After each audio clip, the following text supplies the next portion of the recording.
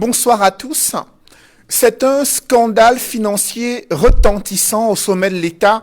Des centaines de milliards de francs CFA ont été détournés des circuits de financement de la riposte contre la pandémie du Covid-19 au Cameroun. La publication du rapport d'étape de la Chambre des comptes lève un coin de voile sur des fautes de gestion et autres malversations financières non justifiées. Selon le journal Essingan, le taux de criminalité économique se précise au ministère de la Santé publique. Dans l'acquisition de certains équipements au profit du MinSanté, il y a, note ce journal, un grand écart entre l'allocation de 2 milliards de francs CFA et les 23 milliards effectivement dépensés, soit une marge de près de 21 milliards de francs CFA. Ce journal indique que la juridiction déplore l'application des prix supérieurs à ceux officiellement prévus pour l'achat des tests de dépistage, accusé d'avoir joué un rôle trouble dans cette affaire de surfacturation présumée. Le ministère du Commerce se justifie dans les journaux Émergence et Le Messager en rappelant le ministre qu'il a donné son accord pour l'achat de 25 kits de dépistage à 17 500 francs CFA, mais selon la presse, l'entreprise Mediline Medical SA a vendu plutôt un kit à 17 500 francs CFA. Au-delà des zones d'ombre décriées dans la gestion des fonds Covid alloués au ministère de la Santé publique, le ministère de la Recherche scientifique et ses différents laboratoires sont aussi épinglés dans la dissimulation des médicaments importés de l'Inde et reconditionnés au Cameroun. Au regard de ces faits saillants, Mutation pense que le rapport d'audit de la Chambre des comptes met à nu de graves fautes de gestion. Ce quotidien parle d'un scandale Covid à l'emporte-milliard. La nouvelle expression constate que certains membres du gouvernement, à l'instar de Paul Atangandi, ont refusé de se soumettre à l'exercice de transparence en cachant à la Chambre des comptes des éléments justificatifs des dépenses Covid. Alors que le rapport d'audit de la Chambre des comptes est rendu public, des premières auditions des membres du gouvernement se sont déroulées au tribunal criminel spécial à Yaoundé. Certes, les ministres de la Santé publique et la Recherche scientifique ont dénoncé le manque d'éléments contradictoires dans ce rapport d'étape et ont essayé de se disculper, mais les révélations de ce rapport d'audit suscitent des interrogations. Qu'est-ce qui peut justifier autant de malversations financières dans le cadre de la gestion de la riposte sanitaire au Cameroun ? Pourquoi les mécanismes de contrôle ont-ils échoué dans la prévention des détournements de deniers publics ? Comment expliquer le quasi-monopole de certaines entreprises prestataires ne disposant d'aucune expérience et expertise reconnue ? Éclaboussés dans ce scandale, quelles sont les conséquences pour des membres du gouvernement marquée par des scandales, la gouvernance actuelle du Cameroun est mise également à rude épreuve durant la fête de l'unité nationale. Sans avoir prononcé un discours officiel, le chef de l'État, Paul Biya, demande aux Camerounais sur son compte Facebook de rester focalisé sur le thème retenu pour cette année, à savoir armée et nation, ensemble pour relever les défis de la sécurité sanitaire et préserver la paix, la stabilité et la prospérité du Cameroun. Cependant, que signifie cette fête de l'unité nationale au regard de l'état d'esprit des Camerounais et les préoccupations auxquelles ils sont confrontés? Autre préoccupation, quelles leçons tirer de la crise politique survenue à Banganté où de nouvelles tensions ont été enregistrées avant d'aboutir à l'élection du maire Éric Niat à la tête de cette municipalité. Ces questions brûlantes de l'actualité constituent l'ossature de droit de réponse. Mesdames, Messieurs, bienvenue dans cette émission où le choc des idées fait jaillir la lumière. Et pour cette nouvelle édition de droit de réponse, je reçois sur ce plateau Maître Roland Diouf, qui est secrétaire national chargé des affaires juridiques et judiciaires au Mouvement pour la Renaissance du Cameroun. Maître Roland Diouf, bonjour. Bonjour Monsieur Noufélé, bonjour à mes copanélistes et bonjour aux millions de téléspectateurs de cette émission Droit de réponse. Comme de tradition, je souhaite adresser à tous nos camarades retenus otages de ce régime tous mes encouragements. Je souhaite particulièrement tous mes encouragements à nos amis politiques qui sont retenus dans les prisons de Douala et Nebel, celle de Yoko, celle de Kondengui, celle de Bafoussam. Merci d'être avec nous ce dimanche sur le plateau de Droit de Réponse. Il est éditorialiste au quotidien, La Nouvelle Expression, consultant sur Droit de Réponse. Il est avec nous encore ce dimanche, Edmond Kambia. Bonjour Edmond. Bonjour Cédric Noufélé, bonjour les copanélistes qui sont déjà sur ce plateau. Mes salutations fraternelles et cordiales aux millions de téléspectateurs fidèles de cette émission, ainsi que ma sincère affection. Sur le plateau de Droit de Réponse ce dimanche, le conseiller juridique national du SDF est avec nous, Maître Moustapha Ngouana. Bonjour. Bonjour Cédric, bonjour à mes copanélistes et bonjour également à vos nombreux téléspectateurs et particulièrement à mes camarades du SDF qui sont particulièrement fiers de l'activité d'un de leurs députés qui a été le premier à mettre à l'index une catastrophe économique qui est en train de frapper le Cameroun de plein fouet. Donc je suis particulièrement heureux que notre parti soit à l'avant-garde de cette actualité-là.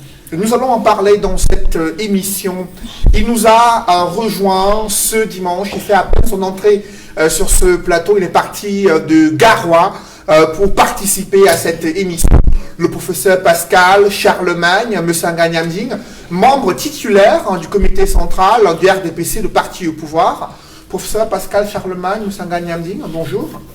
Osokojur, mi ovni godofu ha Garoua, ha Ngaoundéré ha Maroua. Mi ovni étudiant ha faculté sciences politiques befou. Mi ovni godo hado ha Douala ha Cameroun. Hado jontakam mi vi mi ovni mi eti kam lamido Garoua. Osokojur, osoko parce que mi huwa bema a resavami mi ovni wakili. Je voudrais quand même rendre hommage à tous ces gens qui m'ont bien reçu au Nord et dire merci au Lamido et à tous les étudiants du département de sciences politiques du Master 2 parce que nous venons de terminer un programme vraiment intéressant et je voudrais aussi vous remercier, tous les copanélistes, pour cette invitation. Merci d'être avec nous ce dimanche. D'entrée de jeu avec vous, Maître Moustapha Ngouana, ce rapport d'étape de la Chambre des comptes sur la gestion financière de la riposte contre la pandémie du Covid-19. Lorsque vous l'avez parcouru, quels sont les faits saillants qui ont retenu votre attention? Je dois d'abord dire qu'à la lecture de ce rapport d'étape de la Chambre des comptes, c'est un rapport d'étape, donc on attend effectivement qu'il y ait un rapport définitif qui certainement va nous fixer de manière totale sur l'entièreté du scandale économique que nous sommes en train de vivre. Mais il faut dire qu'il y a une grande déception qui parcourt le citoyen que je suis et qui soulève une querelle d'interrogation. On se demande s'il s'agit de malédiction qui frappe les gestionnaires de la fortune publique au Cameroun. Parce qu'on ne peut pas comprendre que de l'argent qui soit mis à disposition pour pouvoir sauver des vies, l'argent, comme certains ont dit, l'argent des morts soit détourné par des personnes qui ont déjà tout reçu de la République. C'est des personnes qui figurent parmi les personnes les mieux loties de notre pays. Donc j'avoue que je me suis retourné la question dans tous les sens et je me suis bel et bien demandé la possibilité qu'a ce régime de pouvoir nous sortir de la pauvreté, nous sortir des difficultés que nous connaissons de nos jours. Donc c'est un rapport certes d'étape, mais qui relève des scandales à n'en plus finir. Parce qu'on se pose bien la question de savoir quels sont tous les principes qui régissent les droits des marchés publics ont été violés. Les principes d'égalité d'accès à la commande publique, le principe de transparence, tous les principes ont été violés. On se demande comment est-ce qu'on a pu attribuer des marchés à certaines personnes qui n'avaient aucune expérience et pour des montants d'une importance quand même exceptionnelle. Vous voyez une entreprise qui a quand même réussi à avoir plus de 20 milliards, qui a été créée en 2017, qui n'a pas de passé économique. Donc, c'est-à-dire que lorsqu'on fait un check-in à ses comptes bancaires, on se rend compte que l'entreprise en question n'a jamais posé par le passé d'actes d'une certaine importance. Solde nul. Et l'entreprise en question réussit quand même à gagner les marchés d'une vingtaine de milliards. C'est vrai, on va nous dire qu'il y avait urgence. L'urgence commandait cette que la procédure soit spéciale. Mais la spécialité de la procédure n'enlevait pas l'obligation à ceux qui étaient chargés de la conduite de respecter les règles de transparence, les principes qui gouvernent l'attribution des marchés publics. Donc, et vous allez voir cette entreprise-là. Et c'est un peu comme si vous avez un mécanicien de vélo à qui on attribue un marché pour dépanner un avion. Parce que ça peut c'est un cours. Donc, ça dit que lorsqu'on a un marché spécial, ou bien lorsqu'on veut faire du gré à gré, quand il y a urgence, on s'arrange à choisir ceux qui ont l'aptitude la plus avérée, ceux dont on est sûr de la capacité à pouvoir offrir la prestation sollicitée par l'État. Mais malheureusement, dans le contexte qui était le nôtre, on a choisi les petits copains. Peut-être vous vous appelez Onumbiono, on vous donne un marché. Vous vous appelez Diaby, on vous donne un marché. Et c'est ainsi de suite. Et curieusement, il y a également que les ayants droit économiques des entreprises en question ont parfois des liens avec les personnes qui étaient chargées de pouvoir attribuer les marchés. Donc il s'agit d'un scandale à n'en plus finir. Et on se pose également une question, parce qu'il faut le dire, c'est de la capacité du chef, c'est la capacité du président de la République à pouvoir choisir encore les hommes. Parce qu'on peut pas chaque fois renvoyer les responsabilités ou les torts sur les collaborateurs du chef de l'État. Parce que, voyez-vous, si vous choisissez une équipe, 2 équipes, 3 équipes, 10 équipes, 30 équipes, et que chaque fois on se retrouve avec les mêmes problèmes, il ne faut pas chercher le problème ailleurs. Le problème se retrouve effectivement entre les mains du chef de l'État, qui est celui qui est en réalité le responsable de tout cela. Parce qu'il est garant responsable des personnes qu'il a choisies et qui posent ces actes-là. Et on se demande également quelque chose dans notre pays. C'est quand même exceptionnel. Le président de la République, lorsqu'il veut déléguer même les pouvoirs, pourquoi est-ce qu'il délègue le pouvoir à son secrétaire? Parce que le secrétaire général de la présidence n'est pas un membre du gouvernement, c'est le secrétaire du président de la République. Et il ne peut pas donner le pouvoir à son secrétaire, alors que la Constitution dit clairement qu'en cas de délégation de pouvoir, on doit quand même respecter une hiérarchie. On commence d'abord par le Premier ministre. Mais on a le sentiment que le Premier ministre au Cameroun inaugure les chrysanthèmes, c'est le Premier des ministres. C'est une personnalité qui est là juste dans un but folklorique.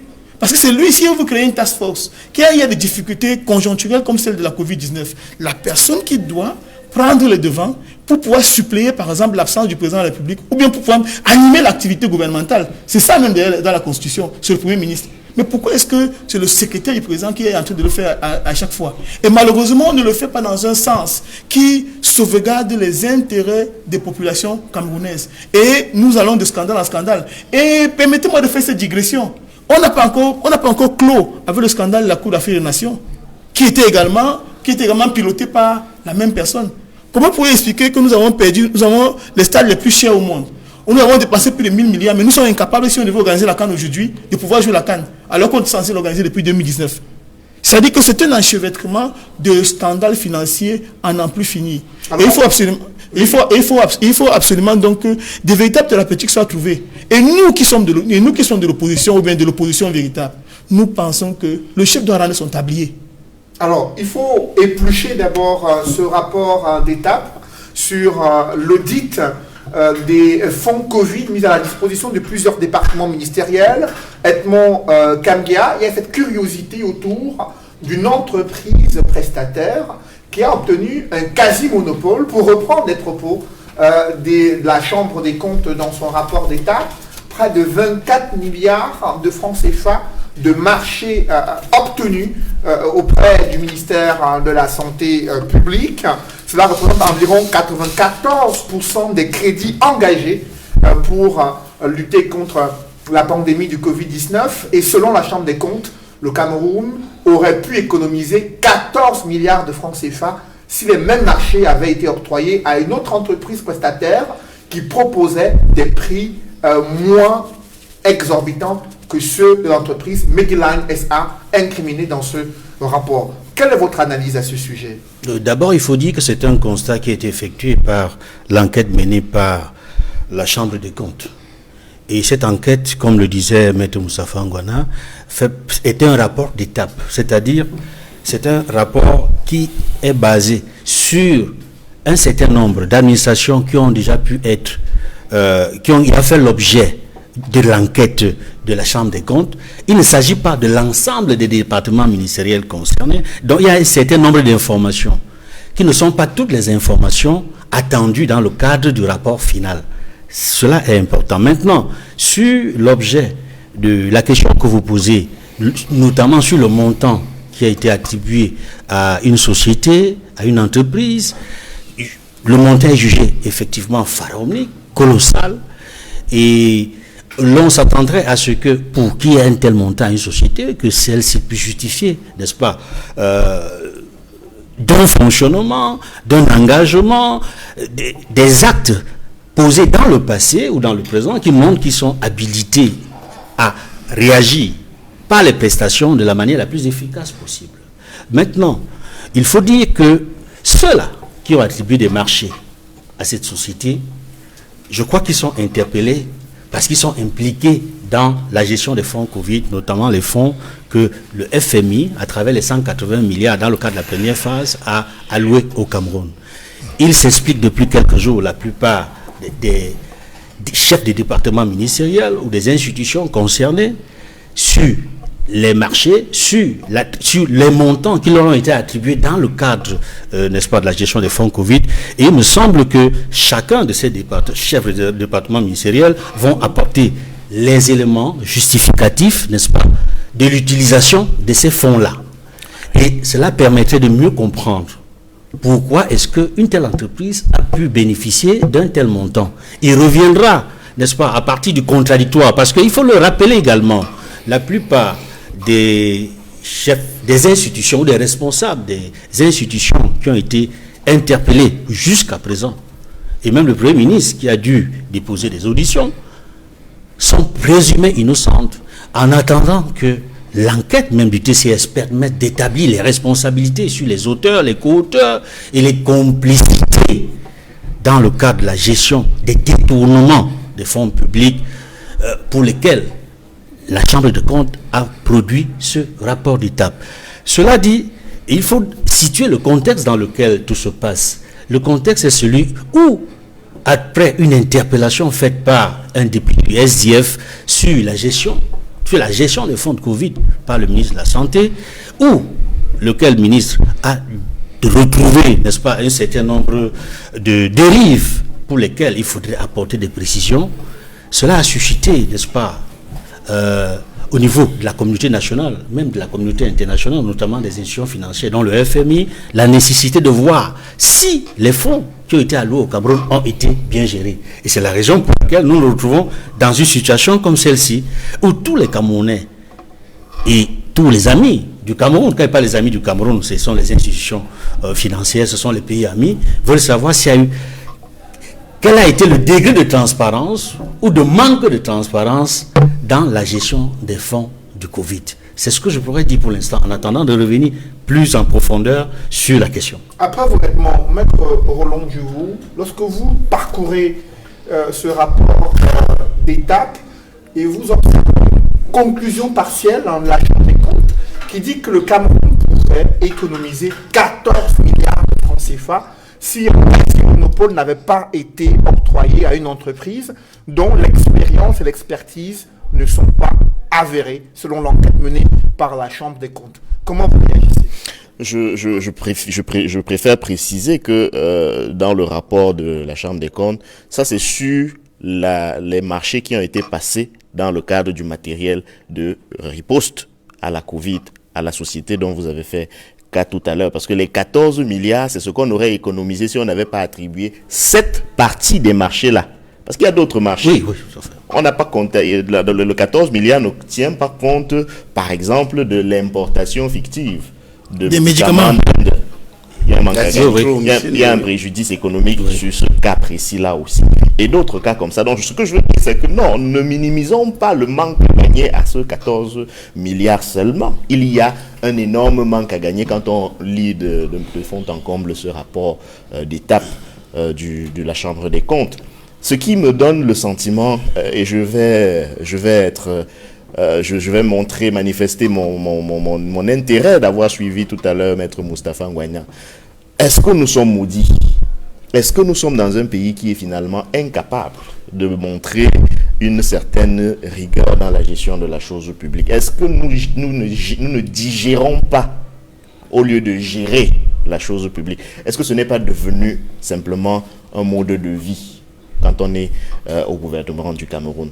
Évidemment que c'est un rapport d'étape, évidemment qu'il y a la présomption d'innocence, évidemment qu'on ne peut pas encore condamner les personnes qui sont épinglées dans ce rapport, mais j'aimerais quand même rappeler à l'attention des téléspectateurs que c'est la Chambre des comptes elle-même qui, dans sa conclusion, indique qu'il y a possibilité d'engager 30 procédures pour faute de gestion, déjà à ce stade-ci.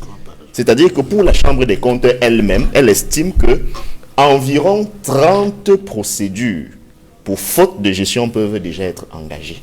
Ce n'est pas moi qui le dis, c'est la Chambre des comptes elle-même. La même Chambre des comptes indique que 10 procédures concernant des faits susceptibles de constituer des infractions à la loi pénale peuvent déjà être engagées. C'est encore la Chambre des comptes qui s'exprime. Une autre précision, c'est de dire que le travail que fait la Chambre des comptes, même s'il y a la possibilité de faire des vérifications sur place, comme on le constate du reste quand on lit le rapport, c'est davantage un contrôle sur pièce. Donc, ceux qui ont évoqué le manque de contradictoire, ça m'a laissé quelque peu circonspect, dans la mesure où il s'agit d'éplucher des documents.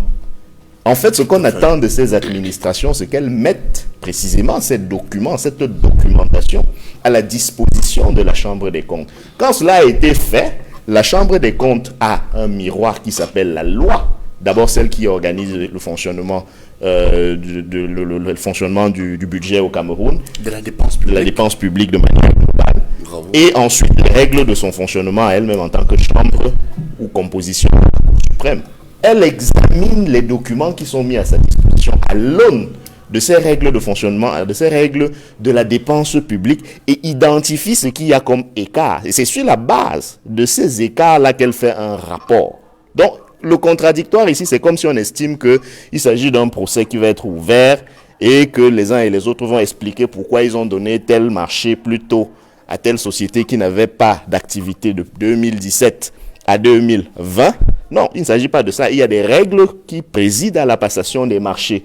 Ces règles-là n'ont pas besoin de savoir si vous avez d'autres raisons particulières. Cela doit transparaître. D'ailleurs, parmi ce qui a été reproché notamment au groupe de travail, c'est qu'il y a absence de procès-verbaux de réunions ayant décidé d'attribuer tel ou tel marché. C'est-à-dire qu'on reproche aux gens simplement de n'avoir pas pu faire leur travail. Vous ne pouvez pas faire une réunion, un groupe de travail est mis sur pied par le ministre de la Santé publique. Lequel groupe de travail est supposé évaluer les soumissionnaires et déterminer ceux qui vont obtenir les marchés.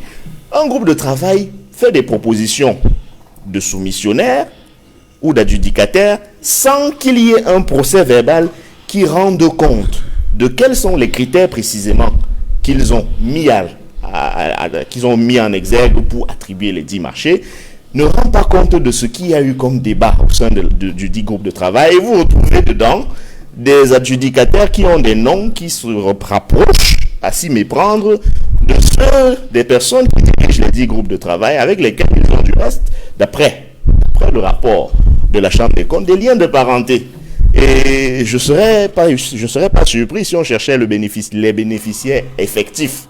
Une autre notion, quand on veut veiller à la transparence dans la gestion des choses publiques, c'est qu'on ne regarde pas seulement, notamment le dirigeant social de la société dont il s'agit. On peut aller jusqu'à regarder ce qu'on appelle le bénéficiaire effectif. Mais je ne serais pas surpris que le bénéficiaire effectif soit toujours des gens qui tournent autour de la même galaxie, autour de la fortune publique ou autour de la prise en otage de la fortune publique. Donc, moi, je pense que sur ce point précis de ce qui est des, disons, entre guillemets, des responsabilités des uns et des autres, je crois que le rapport de la Chambre des comptes se passe de tout commentaire. Il me semble suffisamment éloquent. Par contre, on peut en tirer une conséquence sur le plan de la politique, simplement pour dire que moi, j'aimerais m'appuyer sur l'image du football que les Camerounais aiment beaucoup, même si je dois regretter que quand il faut utiliser ce football qu'on aime beaucoup pour raisonner, et notamment pour raisonner vis-à-vis de ce qui se passe sur le champ politique, les Camerounais font peut-être preuve d'un peu d'amnésie sélective.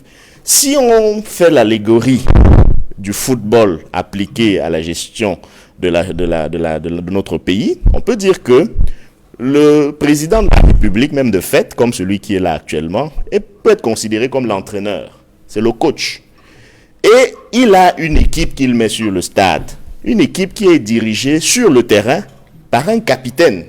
Et ce capitaine s'appelle le Premier ministre. Et puis, on a l'impression au Cameroun que quand il a donné la liste des 11 entrants, il a désigné le capitaine, il ne regarde même plus le match. On a l'impression au Cameroun que l'entraîneur ne regarde pas le match. Qu'est-ce qu'il fait? Posez-vous la question, je me la pose aussi, je n'ai pas de réponse. Parce qu'on ne peut pas m'expliquer que tout cela se soit passé pendant tout le temps que cela a duré et que l'entraîneur n'ait pas vu. C'est un peu comme si vous dites que vous avez mis 11 joueurs au stade, ils se font les passes, ils marquent même dans leur goal, et vous, l'entraîneur, vous ne voyez pas. Non, c'est l'entraîneur le problème. D'ailleurs, au Cameroun, quand on va à une compétition sans l'avoir préparée, et qu'on a une contre-performance, c'est le peuple là qui généralement demande la démission de l'entraîneur. Je crois qu'en matière politique, il faudrait qu'on ait le même raisonnement puisqu'il y a analogie. L'entraîneur doit rendre son tablier et il ne manque pas de bons entraîneurs. Il n'en manque pas. La question du capitaine peut se poser. Oui, le Premier ministre au Cameroun, la pratique institutionnelle a montré qu'il s'agit simplement du premier des ministres. Je le plains du reste parce que, vous voyez, quand je lis ce rapport, il n'est pas sûr que lui-même soit à l'abri d'une interrogation parce qu'on dit qu'il a, par lettre circulaire, autorisé le ministre de la Santé à passer un marché qui ne respecterait pas les règles de la transparence, notamment des marchés publics. Dans ce cas de figure-là, monsieur le Premier ministre, qui n'a d'ailleurs pas eu visiblement le loisir de coordonner tout ce qu'il y a à coordonner. En plus, aujourd'hui, il y a une task force qui est logée ailleurs, au niveau du cabinet de monsieur le Président de la République, géré par ce qui pourrait être considéré comme son secrétaire particulier, parce que le ministre, secrétaire général de la Présidence de la République, c'est un rappel d'ailleurs, n'est pas membre du gouvernement. Il fait partie du cabinet du Président de la République, mais il n'est pas membre du gouvernement au sens constitutionnel du terme. Donc, lui qui n'a d'ailleurs pas la possibilité, le loisir de coordonner le gouvernement, risque de se faire auditionner par le procureur général du tribunal criminel spécial qui se trouve hiérarchiquement sous le ministre de la Justice qui est un membre de son gouvernement. Vous voyez à quel niveau on peut se retrouver en termes d'incongruité quand on assiste à ce mauvais match que nous livre l'équipe de M. Paul Biya et de son capitaine M. Dion Gouté. Donc, la conclusion à laquelle moi je peux aboutir, une conclusion provisoire évidemment, c'est que on n'a pas besoin de réfléchir de midi à 14h.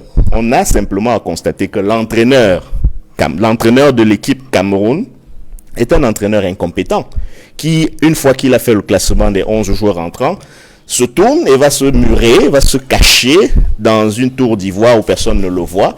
Et quand le FMI commence à crier, c'est à ce moment qu'il se réveille et qu'il se demande mais qu'est-ce qui se passe au stade?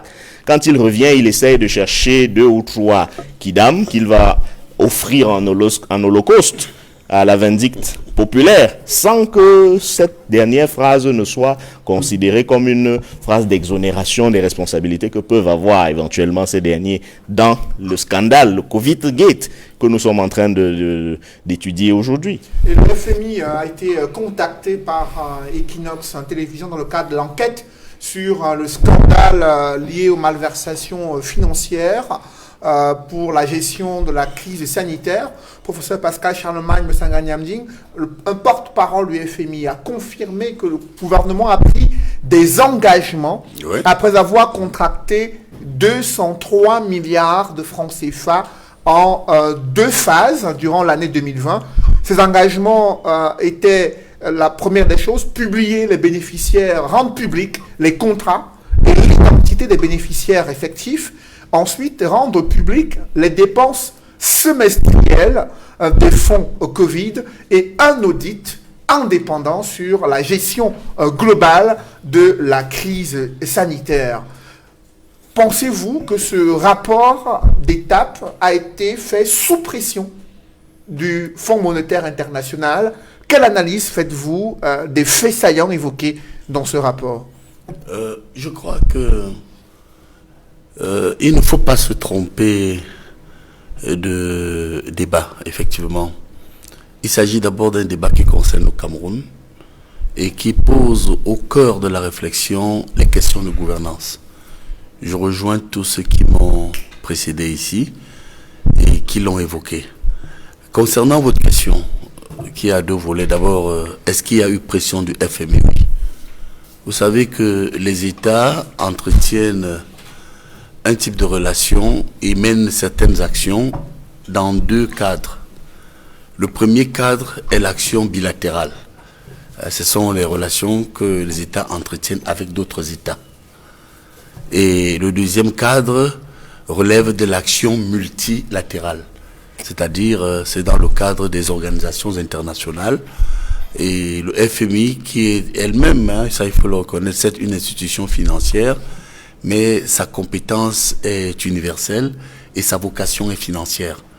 Donc, issu des accords de Bretton Woods, personne ne peut nier que le FMI a porté, ça il faut le dire, pendant 20 ans, notre programme d'ajustement structurel. Le programme d'ajustement structurel, les PASS, entre 1986 et 2006, notre pays, le Cameroun, a longtemps entretenu de bonnes relations avec le FMI. Il est tout à fait normal que, en tant qu'institution multilatérale, le FMI opère des pressions parce que le FMI a mis de l'argent. Vous savez que dans sa vocation historique, peut-être il faut le rappeler techniquement à ceux qui nous écoutent, avant la Seconde Guerre mondiale, les États pouvaient emprunter partout. Et parfois, vous voyez un État qui prend une dette ici et ensuite hypothèque même une partie de son territoire. On l'a vu avec les États-Unis qui ont réacheté la dette du Mexique parce que le Mexique a vendu toute une partie de son territoire aux États-Unis. Et quand le FMI naît, ça il faut bien le préciser, c'est parce que il y a un contrôle à l'effet d'amener les États à contrôler leurs dettes. Donc le FMI réachète des dettes et ensuite maîtrise effectivement ce qu'on a appelé la régulation financière internationale. Mais dans ce cas, c'est 180 milliards, un fonds spécial destiné, effectivement, comme tout le monde le sait, à l'aménagement de la Covid-19. Mais malheureusement, il faut préciser quelque chose, monsieur Noufele. C'est une observation pertinente. Avant, nous avons eu le problème de la canne. C'était 1000 milliards. Et pourquoi 180 milliards pèsent plus que 1000 milliards. C'est parce qu'on estime, du moins certain, qu'on peut voler 1000 milliards aux Camerounais, puisque c'est notre argent, ça ne pose pas de problème. Mais dans le cas d'espèce, le FMI aimerait comprendre où est passé son argent. Dans la métaphore du capitaine, deuxième point, je voudrais dire à notre excellent maître, effectivement, que le capitaine est debout. Le capitaine est debout parce que... L'entraîneur ou le capitaine, professeur? L'entraîneur. Ah, et vous faites même bien d'ailleurs de reprendre. L'entraîneur est debout. Parce que je voudrais vous dire qu'il y a deux types d'entraîneurs. Ceux qui sont debout et qui parlent sans cesse. Mais il y a des coachs comme Mourinho et quelques-uns aussi parfois, quelques grands coachs comme Zidane qui s'asseyent et observent. Mais à la mi-temps, ils rappellent les joueurs à l'ordre. Vous avez vu que beaucoup ont déclaré le président Paul Biya fini. Et je puis d'ailleurs vous dire quelque chose. Il y a eu une certaine, dans la prise de décision, une certaine dérive, où certains prenaient même des décisions à la place du président de la République. Mais vous voyez qu'avec cette affaire de la Covid, avec ce qui arrive là, qu'est-ce que le capitaine, l'entraîneur demande aujourd'hui aux joueurs? Que chacun présente ses chaussures. Vous savez, quand j'étais gamin, il y a un film qui me passionnait, c'était Le Crépuscule des Crapules. Vous deviez être un peu plus jeune. Demandez aux gens nés entre 1965 et 70 comment était le film Le Crépuscule des Crapules. Là, je pense que le coach vient de capturer, du moins l'entraîneur, les crapules qui n'ont pas compris que lorsqu'on utilise l'argent, la dépense publique, comme vous l'avez si bien évoqué, il faut ce qu'on appelle un compte d'emploi. Il n'y a pas de compte d'emploi. Bon, à ce titre, je voudrais rappeler à ceux qui doutaient encore. Et là, vraiment, ils se sont moqués tellement des biaïstes, certains ont même cru que c'était une parodie ou un simple slogan, qu'aujourd'hui, mais cette affaire est beaucoup plus grave qu'on le croit. Je vous assure, en près de 60 ans, plus de 50 ans d'indépendance, le Cameroun n'a jamais connu une telle affaire où tous les membres du gouvernement, pratiquement tous, sont épinglés. Et vous savez maintenant, et je termine là, vous allez voir, monsieur Noufele, que c'est maintenant que nous devons convoquer, effectivement, l'encadrement constitutionnel des pouvoirs des uns et des autres, pour 3 raisons. 1. Lorsque vous lisez l'article 9 de la Constitution, vous savez, j'ai regardé ça avec beaucoup d'attention.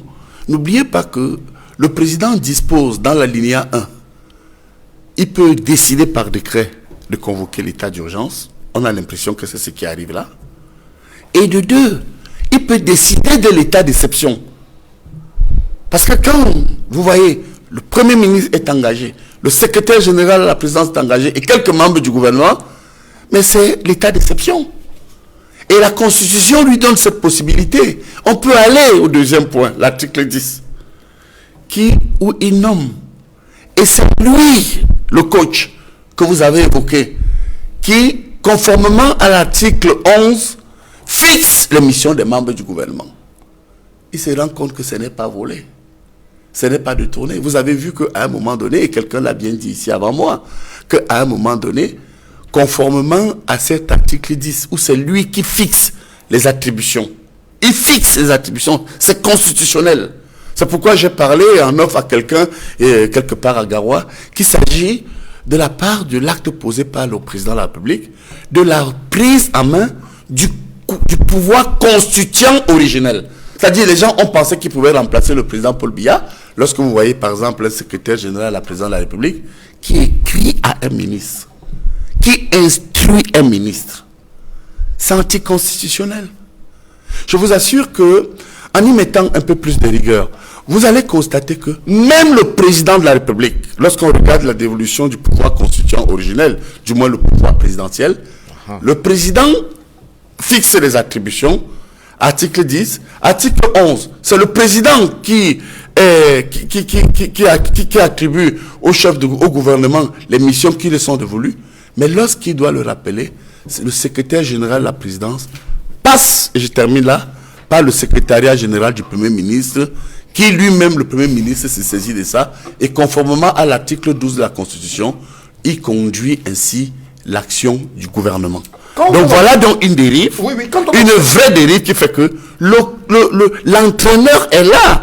Alors beaucoup ont dit qu'il n'était pas là. Vous parlez d'un entraîneur qui est présent. Pourtant, Pourtant, les joueurs étaient chargés de veiller à ce que les Camerounais retrouvent une bonne santé ou bien soient protégés face à la pandémie de Covid-19. L'entraîneur a mobilisé des financements importants auprès de ses partenaires. Tout à fait. Mais la façon dont l'argent a été géré pose problème aujourd'hui. Alors comment comprendre qu'il existe pourtant des mécanismes de prévention et de contrôle qui ont été annoncés par le Premier ministre lorsque ces fonds ont été mis à disposition du Cameroun. Il y a même une ventilation des différents fonds Covid à une quinzaine de départements ministériels et des mécanismes de contrôle pour rassurer les Camerounais sur la transparence dans la gestion des fonds. Quand vous analysez le rapport d'étape avec les différentes irrégularités et incongruités décriées dans ce rapport, quelle est votre analyse? D'abord, je vous fais remarquer que certains ont voulu détourner l'entraîneur de ses objectifs. Souvenez-vous, une personnalité proche du chef de l'État a écrit au ministre de la Justice, alléguant qu'une enquête était ouverte sur haute instruction. Oui, voilà, une haute instruction encore. Et vous avez vu que le ministre d'État, Laurent Esso, homme d'expérience, homme politique de métier, a demandé qu'il voulait davantage de documents pour instruire. En relation avec votre question, quand on a donc retourné effectivement le rapport, parce que je voudrais quand même rappeler aux téléspectateurs ici, que non seulement il faut féliciter le président, du moins la Cour des comptes, parce qu'ils ont effectué, la Chambre des comptes, ils ont effectué un rapport de 23-24 pages, 22. Mais en un temps record, parce que ce rapport aurait pu être, lorsqu'on lit entre les lignes, un rapport de 400 pages. Vous vous rendez effectivement compte que dans ce jeu grave, il y a un problème. Il y a un problème. Et quand on y va, on va chercher plus loin, parlant des ministres. Mais monsieur Noufele, que fait par exemple le ministre des Mines avec des fonds? Est-ce qu'on doit éviter aux mines d'attraper la Covid? A dit l'or, le diamant. Vous voyez un peu les métaphores? Et entre autres, je ne voudrais pas parler de ce qui se passe. Il est clair qu'il y a des crapules qui ont remis en cause, quelque part, les missions dévolues au gouvernement. C'est pourquoi je continue à penser, et je reviendrai là-dessus, que il faut tout de suite comprendre que dans la prise de décision, personne ne peut contester qu'il y a des dérives, et c'est de cela qu'il s'agit. C'est pourquoi quand Edmond Kamia, votre consultant, vous dit bien que, bon, ils sont encore jusque-là présumés innocents, il a raison. On attend donc, et ça il faut le dire, que en fait ça s'appelle le compte d'emploi, soit clair pour qu'effectivement, comme l'a dit Maître Djihou, la justice se saisisse effectivement du problème sur le plan pénal. En interrogeant Maître Moustapha Ngwana, un volet concernant l'aménagement des centres agréés Covid-19, il y a eu des bâtiments publics, des CANSIC qui ont été retenus par le gouvernement et qui devaient être aménagés pour mettre des Camerounais en quarantaine. Et là, la Chambre des comptes a observé une kyrielle de curiosité avec des fonds qui n'ont pas été entièrement dépensés et d'autres surfacturés. Quel regard portez-vous sur les intentions et la manière dont ce point précis a été géré? Voyez-vous, nous revenons carrément à la même situation. C'est que toutes les mesures qui ont été prises n'ont à aucun moment été implémentées. Ou si elles ont été implémentées, elles n'ont été que très partiellement.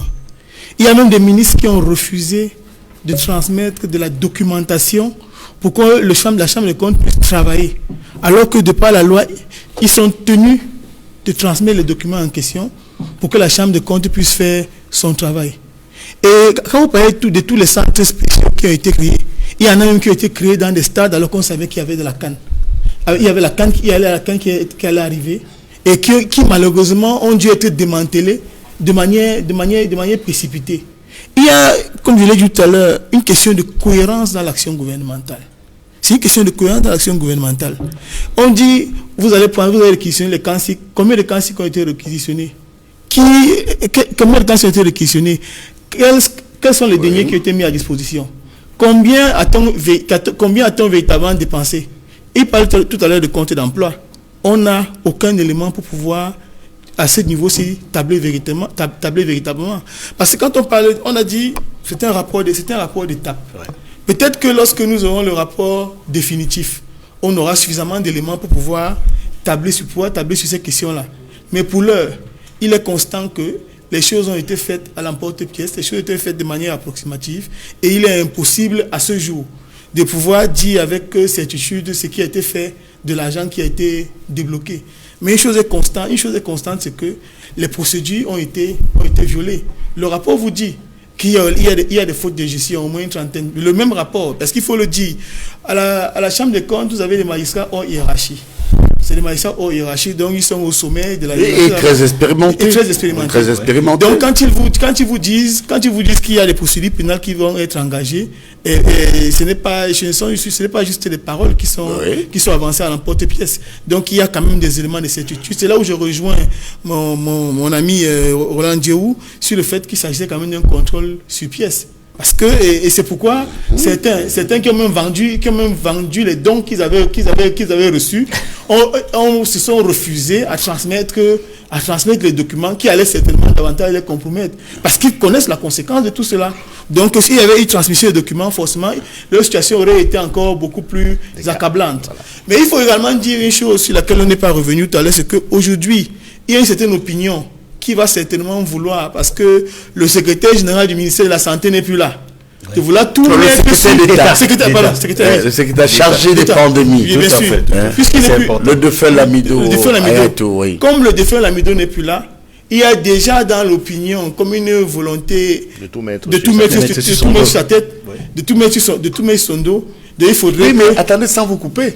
Même s'il n'est plus là, quelqu'un a ordonné et a mis en place un certain Djabi pour présider cette passation des marchés. Et vous allez voir que dans cet octroi, il y a Aboubakar et il y a, je crois, l'autre nom, Ousmane. Deux noms, Ousmane Djabi, Aboubakar Djabi. Qui a commandé ce monsieur? Je pense que mort ou vivant, on saura qui a écrit. Parce que l'ordre est venu de quelque part, d'ailleurs on l'a dans le rapport. Vous comprenez pourquoi le ministre d'État, Laurent Esso, qui est un fin politicien, et à un moment donné, à qui certains ont affecté une distraction en allant mentir qu'il n'assiste pas au conseil des ministres, alors que Laurent Esso est au conseil des ministres. Conseil de cabinet, mensuel. Bon, et c'était encore une stratégie pour tout flouer et discréditer celui qui, effectivement, voulait voir clair dans cette affaire. Moustapha Ngouana, vous avez la parole sur ce manque de cohésion gouvernementale où on voit l'implication de certaines personnalités logées à la présidence de la République et le Premier ministre qui ont du mal à s'entendre sur la stratégie de gestion de la crise sanitaire. Voilà. Est-ce que pour vous l'intérêt c'était de protéger les Camerounais ou alors d'ouvrir les vannes et se servir? Non, il est incontestable qu'il n'y a jamais eu de volonté d'engager une véritable riposte contre la Covid-19. J'ai parlé avec les hôteliers. Il y a des personnes qui sont allées, qu'on a mis en quarantaine dans certains hôtels. On vous dit à l'hôtel qu'il n'y a pas eu un seul malade parmi tous ceux qui ont été mis en quarantaine. Mais ça dit qu'il y a eu de bout en bout des volontés de pouvoir mettre la main dans la caisse. Et nous savons tous qu'au sein du gouvernement, ils sont nombreux qui ne peuvent pas s'adresser la parole. Et le professeur Messangan, qui est ici présent, ne dirait pas le contraire. Et aujourd'hui, tout cet enchevêtrement-là, sous cette orchestration de désordre, empêche de pouvoir obtenir un véritable résultat dans l'action gouvernementale. On vous dit que le secrétaire général de la présidence de la République ne parle pas avec le ministre de la Justice, ainsi de suite. Et c'est connu, et c'est un secret de polichinelle. Et vous avez vu que lorsqu'on a transmis la correspondance pour qu'une enquête soit ouverte, on a voulu nous dissimuler le rapport de la Chambre des comptes. C'est un rapport qui intéresse les Camerounais dans leur intégralité. Donc, on a voulu le dissimuler. Et même la correspondance qui est écrite par le ministre de la Justice, qui est mise sur les réseaux sociaux, est également la manifestation de la défiance que les uns ont pour les autres. Et il ne faut pas oublier que la défiance en question peut également s'expliquer par le fait qu'il y a un ministre de la République pour lequel on a signé une correspondance pour mettre fin à des poursuites dans ce pays. C'est la dernière en date. Mais le ministre de la Justice, semble-t-il, aurait encore écrit à la présidente pour se rassurer de l'effectivité du document en question. Ça prouve que et pour preuve, le ministre en question reste en prison à ce jour. Et les poursuites n'ont pas été arrêtées. Donc, il y a une chose qui est claire, c'est que l'incohérence est on ne peut plus grave et que les difficultés que les uns et les autres ont entre eux au sein du gouvernement, malheureusement, impactent sur son efficacité. Ce qui fait que ces gens, même comme ils ont l'habitude de mal travailler, travaillent encore un peu plus mal, puisqu'ils sont dans l'incapacité de pouvoir même s'adresser la parole pour pouvoir au moins résoudre les problèmes des Camerounais. Parce que les hommes d'État doivent pouvoir se mettre au-dessus de la mêlée, au-dessus de leurs contradictions, au-dessus des difficultés interpersonnelles qu'ils ont. Au-dessus des règlements de compte. Bien sûr, au-dessus des règlements de compte, comme vous dites, pour apporter des solutions satisfaisantes aux problèmes que connaissent les populations. Et malheureusement, nous avons le sentiment que les populations sont abandonnées à elles-mêmes. Et que même les initiatives privées qui ont été prises par des formations politiques, je tiens à le dire, le MRC a pris des initiatives, et même le SDF à son niveau a pris sur le plan local des initiatives pour pouvoir aider, mais ces initiatives ont été combattues, découragées. Donc vous comprenez qu'on se pose la question de savoir si l'intérêt général, la chose publique, intéresse véritablement ceux qui nous gouvernent, si ce n'est s'enrichir au quotidien au détriment de nos populations, et c'est bien grave. J'aimerais qu'on s'intéresse à la production de la chloroquine, l'azithromycine, Edmond Kamgia. On a suivi un membre du gouvernement qui a annoncé que d'un claquement des doigts, le Cameroun serait capable de pouvoir fabriquer la chloroquine et l'azithromycine. Mais dans le rapport d'étape, il a indiqué qu'on a plutôt importé l'azithromycine, ces médicaments, et on a procédé à un reconditionnement dans des emballages achetés et imprimés, fabriqués par Zaneka et conditionnés par l'IMP, l'organisme qui avait donné les assurances qu'il était capable de fabriquer la chloroquine et l'azithromycine au Cameroun. Et la Chambre des comptes s'interroge sur les raisons pour lesquelles cette structure a importé autant de médicaments. Pourtant, cela revient à la Sénamé de pouvoir approvisionner le Cameroun en médicaments. Comment expliquer une telle situation? C'est le FIPAGRAS qui voulait fabriquer. Non, il faut dire ça au sérieux sur le plateau. Donc, effectivement, le rapport indique que la chloroquine n'a pas été fabriquée localement, n'est-ce pas? Alors qu'un budget de 4 milliards, notamment, a été mis à sa disposition. Il faut dire que Madame la ministre de la Recherche scientifique et de l'Innovation a nié avoir perçu ces 4 milliards dans le cadre de l'utilisation à cette fin. Ce qu'il ne faut pas oublier, c'est qu'elle a reçu une instruction qui serait arrivée plus tard, qui l'aurait empêché de faire ce qui était initialement prévu. Parce qu'il y a une lettre qui date du 17 novembre 2020 du ministre d'État, secrétaire général à la présidence de la République, qui instruit Madame Madeleine Tuente, Madame la Mindrezi, n'est-ce pas, de surseoir à la fabrication de l'hydroxychloroquine par l'IMPM. Voilà la raison principale pour laquelle la fabrication n'a pas pu se faire comme initialement prévu. Et elle a nié avoir obtenu... Toujours le SGPR. Tout à fait. C'est le SGPR. Encore lui. Sur une instruction du SGPR. Ah bon? Elle n'a pas Vous êtes sûr de ce que vous dites? Nous avons obtenu, selon certaines sources, que c'est le SGPR qui instruit, qui lui demande de surseoir à cela. Oui, nous avons obtenu des informations dans ce sens. Et vous savez, dans cette affaire, il y a un certain nombre de ministères qui ont fait l'objet du rapport d'étape. Des questionnements auraient pu être posés, alors qu'une vingtaine d'institutions ministérielles sont concernées, ont reçu, n'est-ce pas, une partie des fonds alloués par le FMI au Cameroun dans le cadre de la gestion des fonds. Et je rappelle que c'est le Premier ministre, chef du gouvernement, qui a établi la répartition des fonds. Mais il se trouve encore que le ministre d'État, secrétaire général à la présidence de la République, était intervenu en lieu et place du Premier ministre, chef du gouvernement, n'est-ce pas, qui est censé gérer, après avoir établi la répartition des fonds, s'assurer que tout se passe pour le mieux. Mais que fait donc le secrétaire général de la présidence de la République dans la gestion des fonds Covid, qui ont pourtant été répartis minutieusement par le Premier ministre, chef du gouvernement, qui est le président, le patron de la riposte, par ailleurs. Et rappelons, il y a autre chose qu'il faut rappeler. Les circonstances dans lesquelles les réseaux sociaux ont eu un certain nombre d'informations relatives à cette question. Tout est parti déjà à partir des correspondances qu'on a vues circuler entre, d'une part, le secrétaire général, le ministre d'État, secrétaire général président de la République, et d'autre part, le ministre d'État, ministre de la Justice, garde des Sceaux. On a vu des correspondances circuler. Et notamment la correspondance, n'est-ce pas, du ministre d'État, secrétaire général président de la République, qui demandait, qui informait, n'est-ce pas, le ministre d'État, ministre de la Justice, garde des Sceaux, de ce qu'il y aura de l'ouverture de l'enquête judiciaire concernant, n'est-ce pas, ceux qui pourraient être considérés comme les auteurs, co-auteurs et complices dans le cadre de la gestion de ce fonds, parce qu'il y a eu des détournements, d'après le rapport, n'est-ce pas, de la Chambre des comptes.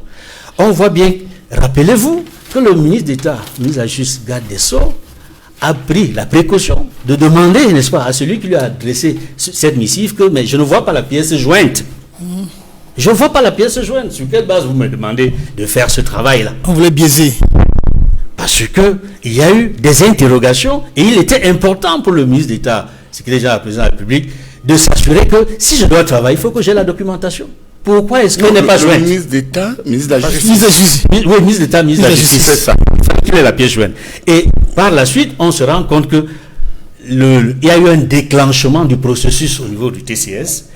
À ce moment-là, on a la quasi-certitude, sinon la certitude, que le ministre de la Justice a obtenu. On ne sait pas quelle voie finalement ces documents, soit par le secrétaire général des services de la présidence. C'est le coach a joué. Le coach, oui. Le coach, l'entraîneur là-dessus à mon tour de oui, parole. tout à fait. Mais je vous dis que si vous dites, vous ne savez pas comment on a obtenu le papier, oui. Le coach joue sur plusieurs fronts. Quand un coach parle à un joueur, oui. Il peut parler au latéral, le capitaine ne sait pas, l'avanceur ne sait pas ce qu'il a dit au milieu de terrain. Oui. Donc le coach a joué.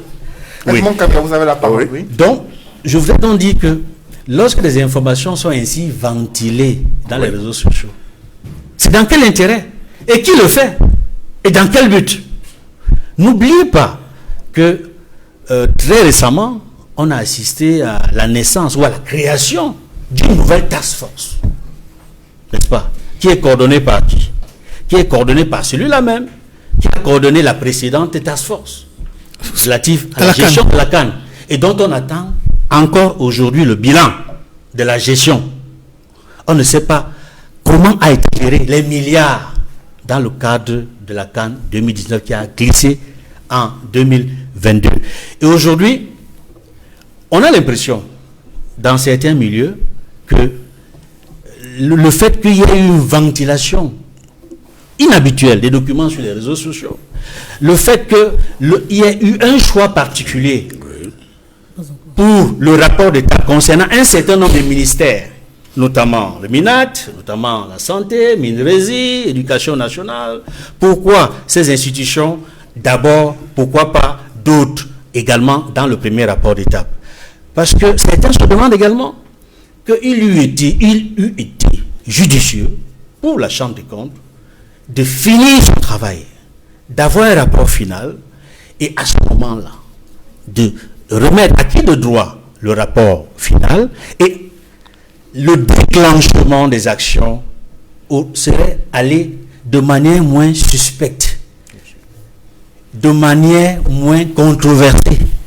D'aucuns ont le sentiment aujourd'hui que la manière avec laquelle les choses se passent viserait à renforcer, à justifier le transfert, n'est-ce pas, de la gestion du fonds Covid, du ministère de la Santé, de la supervision du premier chef du gouvernement vers le coordonnateur de la task force qui s'occupe désormais, n'est-ce pas, de la gestion du fonds Covid. Beaucoup d'informations vont dans ce sens-là pour expliquer la présence du rapport d'étape et non pas la présence du rapport final qui aurait pu englober toutes ces informations et susciter moins de polémiques. Il faut également dire, et c'est très important, puisque vous m'avez posé la question de savoir pourquoi, au niveau du ministère des Recherches scientifiques et de l'innovation, on n'a pas pu obtenir ce qui était prévu. Parce qu'elle avait effectivement dit, il suffit d'un claquement de loi, si j'obtiens l'argent, je vais faire ce que je devais faire. Malheureusement, ça n'a pas été fait pour la raison que j'ai évoquée tantôt. Mais il faut dire également, Monsieur Noufele, que dans cette affaire, il y a un certain nombre de choses pour lesquelles beaucoup de gens vont se poser des questions. Parce que beaucoup se demandent aujourd'hui si les informations qui sont contenues dans le rapport d'État seront présentes ou absentes dans le rapport final. D'aucuns, selon certaines sources, nous font penser et dire aujourd'hui qu'il n'est pas certain que des informations qui figurent dans le rapport d'État aujourd'hui figureront dans le rapport final. Pour quelles raisons? C'est une interrogation que je mets sur la table. Mais pour détailler un peu, je voudrais vous dire, par exemple, en ce qui concerne les ambulances, n'est-ce pas, pour lesquelles il y a eu des marchés, ces ambulances n'ont jamais été réceptionnées pour n'avoir pas fait l'objet de paiement. Et selon certaines sources également, ça je le mets sur la table, parce que visiblement, le ministre de la Santé et le défunt secrétaire d'État à la Santé sont considérés comme étant le point focal de tout. Théoriquement, oui. Mais sur le fond, est-ce que c'est le cas? Certaines sources laissent penser que le ministre de la Santé n'a pas interféré dans le processus de passation des marchés publics. Ils disent bien certaines sources. Et certaines sources laissent également penser que le ministre de la Santé n'a pas signé de marché dans la gestion du fonds Covid. Et que pour l'essentiel, c'était le secrétaire d'État chargé de la pandémie. Et on a eu une information récente selon laquelle le ministre d'État, secrétaire général de la présidence de la République, demandait instamment au ministre de la Santé, n'est-ce pas, de signer de nouveaux marchés. De nouveaux marchés. Bien sûr. En quelle qualité? En tant que président de la task force, de la nouvelle task force, ou alors Et quel est le statut alors, juridique de votre instruction? Ou alors sur votre instruction. C'est pour vous dire que dans cette affaire, il y a beaucoup de choses qui n'ont pas encore été dites. Depuis le 20 avril. Tout à fait, depuis le 20 avril. Depuis le 20 avril. 2021. Depuis le 20 avril. Oui, oui. Et c'est là. Non, 2021. 2021. Depuis le 20 avril Pour 2021. les récents contrats Pour les récents concernant contrats, la taxe donc force. il écrit pour vous dire à qui est-ce que vous allez attribuer les les marchés. Il Donc, demande de signer. En réalité, le ministre de la Santé est un fait-valoir dans le cadre de cette opération-ci. Oui. Donc son avis n'est pas requis, alors qu'il Tout à s'agit fait, d'une tout à fait. activité qui relève de son ministère. Oui. De le SGPR, qui est le secrétaire du président, vient prendre la place d'une personne exécuter les fonctions qui ne sont pas les siennes en imposant. A dit qu'on passe sur le ministère des marchés publics, on passe sur le ministère de la Santé qui est le maître d'ouvrage dans le cadre de cette opération-là, et on lui dit voilà la personne à qui vous allez signer. Donc en réalité, s'il y a même un problème encore dans le cadre de ce nouveau marché, le ministre de la Santé va être exonéré. Parce que c'est lui qui a ordonné se trouve à la présidence de la République et qui aurait reçu, semble-t-il, les instructions du président de la République, ce qui doit être mis entre guillemets. Absolument. Mais avant la mise en place de la task force, il y a eu des marchés qui ont été passés dans le cadre des attributions de marchés spéciaux et lettres de commande spéciales. Pour autant, Maître Roland Djourou, il y a des promesses qui ont été faites aux Camerounais. Promesses de la capacité d'un pays à fabriquer des médicaments avec une production journalière d'environ 5000 médicaments qui devaient être fabriqués. Et à la surprise, la Chambre des comptes fait savoir que l'Institut qui est en charge de cette fabrication des médicaments n'avait pas la capacité de pouvoir le faire et s'interroge sur les raisons pour lesquelles autant de comprimés se sont retrouvés dans un processus d'importation depuis l'Inde et reconditionnés pour montrer qu'il y a eu quand même une touche camerounaise. Comment appréciez-vous cette attitude, cette manœuvre-là? Qu'est-ce qui peut expliquer une telle manœuvre selon vous? Vous parlez d'importation de médicaments d'Inde, mais moi j'ai plutôt le sentiment qu'il s'agit de contrebande de médicaments. Oui. Je m'appuie encore une fois sur les propos des hauts magistrats de la Chambre des comptes qui disent que d'abord, le Minerési n'a pas vocation à importer du médicament, c'est la Sénamé qui s'en occupe. Oui. Donc, le Minerési s'est comporté ici comme n'importe quel vendeur de médicaments au gazon, en prenant sur lui d'importer hors le circuit normal la quantité qui a été indiquée. Mais pour revenir plus précisément à votre question, imaginez les chercheurs camerounais qui, à l'annonce de la possibilité de fabriquer l'azithromycine au Cameroun, se sont dit « Ouf, enfin peut-être nous allons faire savoir ce dont nous sommes capables », qui finalement se retrouvent comme nous en train de découvrir qu'à la place d'une petite industrie pharmaceutique qui aurait pu ne serait-ce que prendre naissance à travers le Covid, ou la Covid qui, de ce point de vue-là, serait une opportunité, constate que des gens se sont plutôt amusés à aller importer des médicaments en Inde et les reconditionner. C'est-à-dire qu'on assume le vice jusqu'au bout. On n'a pas choisi d'importer le médicament seulement, on aurait pu importer le médicament en faisant savoir que c'est un médicament importé qu'on distribue. Bon, on fait croire qu'on l'a fabriqué sur place parce qu'on achète encore à l'étranger le conditionnement, on importe le médicament, on importe l'emballage pour reconditionner sur place et faire croire qu'on a fabriqué cette chloroquine sur place. C'est de la criminalité. Je crois que c'est un gang de malfrats qui nous dirige. Peu importe les raisons qu'on va évoquer, l'instruction a été donnée de sursoir, etc. Pour ma part, je pense qu'il y a quand même des problèmes sérieux à entendre même seulement qu'on puisse gérer un pays de cette manière-là. Parce que ceux qui d'ailleurs se cachent derrière les instructions, je peux prendre une autre allégorie. Je suis très heureux que l'allégorie du football ait été reprise presque en chœur sur ce plateau. Je reprends une autre allégorie, cette fois-là une allégorie militaire, pour dire que l'exécution des ordres suppose que l'ordre soit légitime d'abord. Si le ministre de la Santé reçoit une instruction du SGPR qui se trouve ne pas être son supérieur hiérarchique et l'exécute, le moment venu, je crois qu'il y aura à répondre devant les juridictions de si oui ou non il avait le droit de se prévaloir de cette instruction-là. Parce que comme je le rappelle encore une fois, le secrétaire général de la présidence de la République, même bardé du titre de ministre d'État, comme c'est le cas au Cameroun actuellement, n'est pas membre du gouvernement. Je ne vois donc pas en quelle qualité il peut donner des instructions au gouvernement.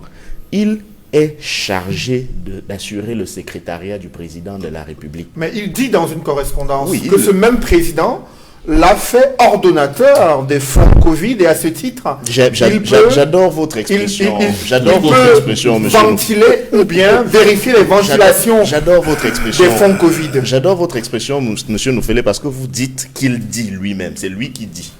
C'est lui, le SGPR, qui nous informe, nous tous ici, que quelqu'un lui aurait donné l'ordre de faire ce qu'il dit qu'il a reçu l'ordre de faire. Ce monsieur qui lui donne l'ordre aurait pu prendre un décret. Un décret. Ouais. Bien sûr. L'administration est écrite. Bien sûr. C'est souvent Bien qu'on nous le rappelle, Bien sûr. parfois pour nous narguer. L'administration est écrite. Mais un Tout à secrétaire général de la présidence de la République vous dit qu'il a reçu des instructions pour mettre sur pied une task force qui le désigne lui, coordonnateur de la dite task force. Il est Dieu finalement. Il n'y a que Dieu qui s'est créé lui-même. Parce qu'il n'y a que Dieu qui sait avant lui qui était et qui lui, de qui il tient ce pouvoir-là. Le secrétaire général de la présidence de la République au Cameroun est le seul à savoir si effectivement le président donne des instructions ou pas. Et il est le seul qui les répercute éventuellement. En ce qui concerne le cas de la task force précisément, il aurait été plus simple que cela fasse l'objet d'un décret présidentiel. On aurait vu un décret dans lequel le président de la République est qualité, même s'il est de fait, comme nous n'avons de cesse à le rappeler, prend sur lui de confier une mission précise à un responsable de l'État, comme cela est d'ailleurs prévu par l'article 10 de la Constitution. Cela est tout à fait possible. L'article 10, encore oui. que même jusque-là, on peut, heureusement que ce décret échappera au contrôle, au principe de juridicité, parce que ce serait un acte de gouvernement, mais au minimum, par respect de la Constitution, on pourrait le questionner, parce que l'article 10 de la Constitution précise quand même une certaine hiérarchie. Tout à fait. Dans la typologie des personnalités à qui on peut confier des missions. Donc, dans la délégation de pouvoir. La délégation de pouvoir, voilà. Oui. Je vous C'est remercie. notre Constitution. Je vous remercie, monsieur le professeur. Bravo, bravo. Au départ, il y a le Premier ministre. Oui. On a envie de se dire, c'est à défaut de Premier ministre qu'on peut déléguer au ministre avant les autres hauts fonctionnaires. Tout Et à monsieur fait. le secrétaire général de la présidence de la République rentre dans la catégorie des hauts fonctionnaires, pas dans la catégorie des ministres. Parce que quand on vise les ministres de l'article 10 de la Constitution, ce sont les membres du gouvernement. Tout à fait. Rappelez-vous que nous sommes dans un système juridique, même s'il est présidentialiste, il a emprunté du semi-présidentiel. Tout à fait. C'est-à-dire que le gouvernement est d'abord une instance collégiale, collective, qui est responsable devant le Parlement, non pas en tant que somme d'individus, mais en tant que groupement. Donc, si monsieur le Premier ministre, en respect des dispositions de la Constitution, a éventuellement donné sa démission, ce serait la démission du gouvernement. Et logiquement, cette démission du gouvernement n'implique pas démission du directeur du cabinet civil, qui est lui aussi ministre, Tout à fait. du point de vue du titre, Bien ni sûr. celle du ministre secrétaire général de la présidence de la République, parce qu'ils ne font pas partie du gouvernement. Tout à fait. Donc nous sommes à en fait. marge de la Constitution. Tout ce que nous observons là, c'est marcher complètement en marge Tout à fait. de notre Constitution. Et nous Ce avons sont des normalisé ça. dérives Nous anticonstitutionnelles. avons normalisé ça dans notre pays. Nous avons même réussi à ériger le rapport de la Chambre des comptes en une œuvre de l'entraîneur dormeur. Non, cher professeur. Non, la l'entraîneur Chambre... ne dort pas. Oui, je vais Sinon, on revenir- ne serait pas à tête je de vais débat de revenir cela. sur- Parce que l'entraîneur est réveillé. Je vais revenir sur votre justement allusion au coach comme Zidane ou Mourinho. Oui. Là, je parle de l'entraîneur dormeur. Pourquoi? Parce que dans le cas d'espèce, c'est quand même la Chambre des comptes de la Cour suprême. Tout à fait. Ce n'est donc pas une direction de la présidence de la République qui a commis ce rapport. Non, c'est une décomposition de la Cour suprême du Cameroun sommes qui se d'accord. trouve être Tout à fait. l'incarnation, entre guillemets, du pouvoir. d'un des trois pouvoirs dans l'État, l'un des trois pouvoirs constitutionnels de l'État du Cameroun. Tout à fait. On parle là du pouvoir judiciaire. Donc, le rapport de la Chambre des comptes devrait normalement être considéré comme une affirmation du pouvoir judiciaire en matière au minimum de contrôle de la dépense publique. Mais j'aurais aimé, je n'ai pas souvenance de ce que cette même Chambre des comptes se soit penchée sur le Cangate, mais j'aurais aimé que au moins il y ait un rapport identique, en tout cas un rapport sur la dépense publique en lien avec la canne pour laquelle nos camarades ont passé des années, des mois en prison. Il faut que les pouvoirs au Cameroun prennent conscience de ce qu'ils ont à jouer comme rôle. Et ce n'est pas une magnanimité, ce n'est pas une faveur du président de la République que la Chambre des comptes fasse ce travail-là. Et donc, pour revenir à l'allégorie du coach dormeur, et je crois que je sortirai par là, nous sommes en situation de crise, cher professeur. Oui, je suis d'accord. Vous ne parlez pas d'un match de gala. Vous ne parlez pas d'un match pour donner de l'argent aux associations de bienfaisance. Vous ne parlez pas d'un match de jubilé. Vous parlez d'un match critique. Parce que nous sommes dans un pays qui fait face de plein fouet à une crise qui est d'ailleurs mondiale. Et vous dites qu'on peut considérer l'entraîneur de notre équipe comme Zidane. Alors si c'est le cas, je vous demande quelle était alors la mi-temps. Parce qu'il n'y a jamais de mi-temps. Ça fait 40 ans qu'il n'y a pas de mi-temps. Ça fait 40 ans qu'on attend de voir des réajustements tactiques. Parce que justement, à la différence de Mourinho et de Zidane, qui font des réajustements tactiques qui se voient sur le terrain. Parce que quand vous voyez un coach sérieux, tacticien, quand il se rend compte après une mi-temps que son dispositif n'a pas marché, il fait des réajustements et à la fin du match, nous tous, nous sommes en mesure de dire oui, ça c'est du coach. Mais dans le cas d'espèce du Cameroun, vous nous dites que oui, il observe et il prend des mesures. Quelles mesures? Ça fait 40 ans que la rigueur et la moralisation sont passées aux oubliettes. Ça fait 40 ans qu'on demande aux Camerounais, que le coach a demandé aux Camerounais où sont les preuves. Ça fait 40 ans que quand, bien même, il y a parfois des preuves, on se rend compte que certains peuvent être couverts, comme pour le Cangate. Pour le Cangate, la principale preuve qui est dans l'opinion publique, c'est qu'on avait dit qu'on serait prêt le jour dit, et que le jour dit, on n'était pas prêt. On n'est d'ailleurs toujours pas prêt. Ouais. À ce jour, à date. Pour ça, il y a des gens qui sont devenus ministres d'État.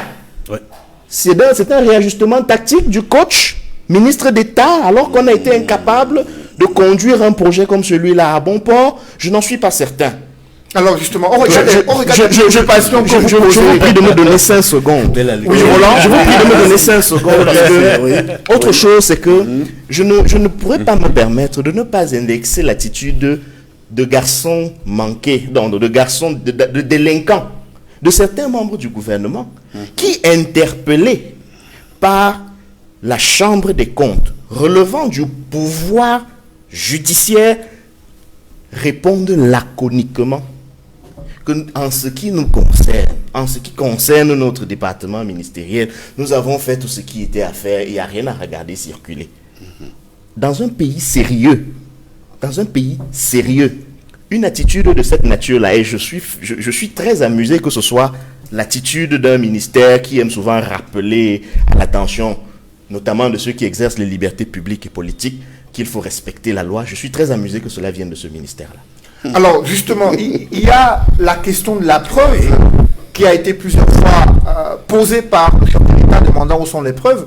Mais aujourd'hui, professeur Messanga Nyamzing, les Camerounais se demandent où sont passés ces 180 milliards de francs CFA destinés initialement à financer la stratégie de lutte contre la pandémie de Covid-19.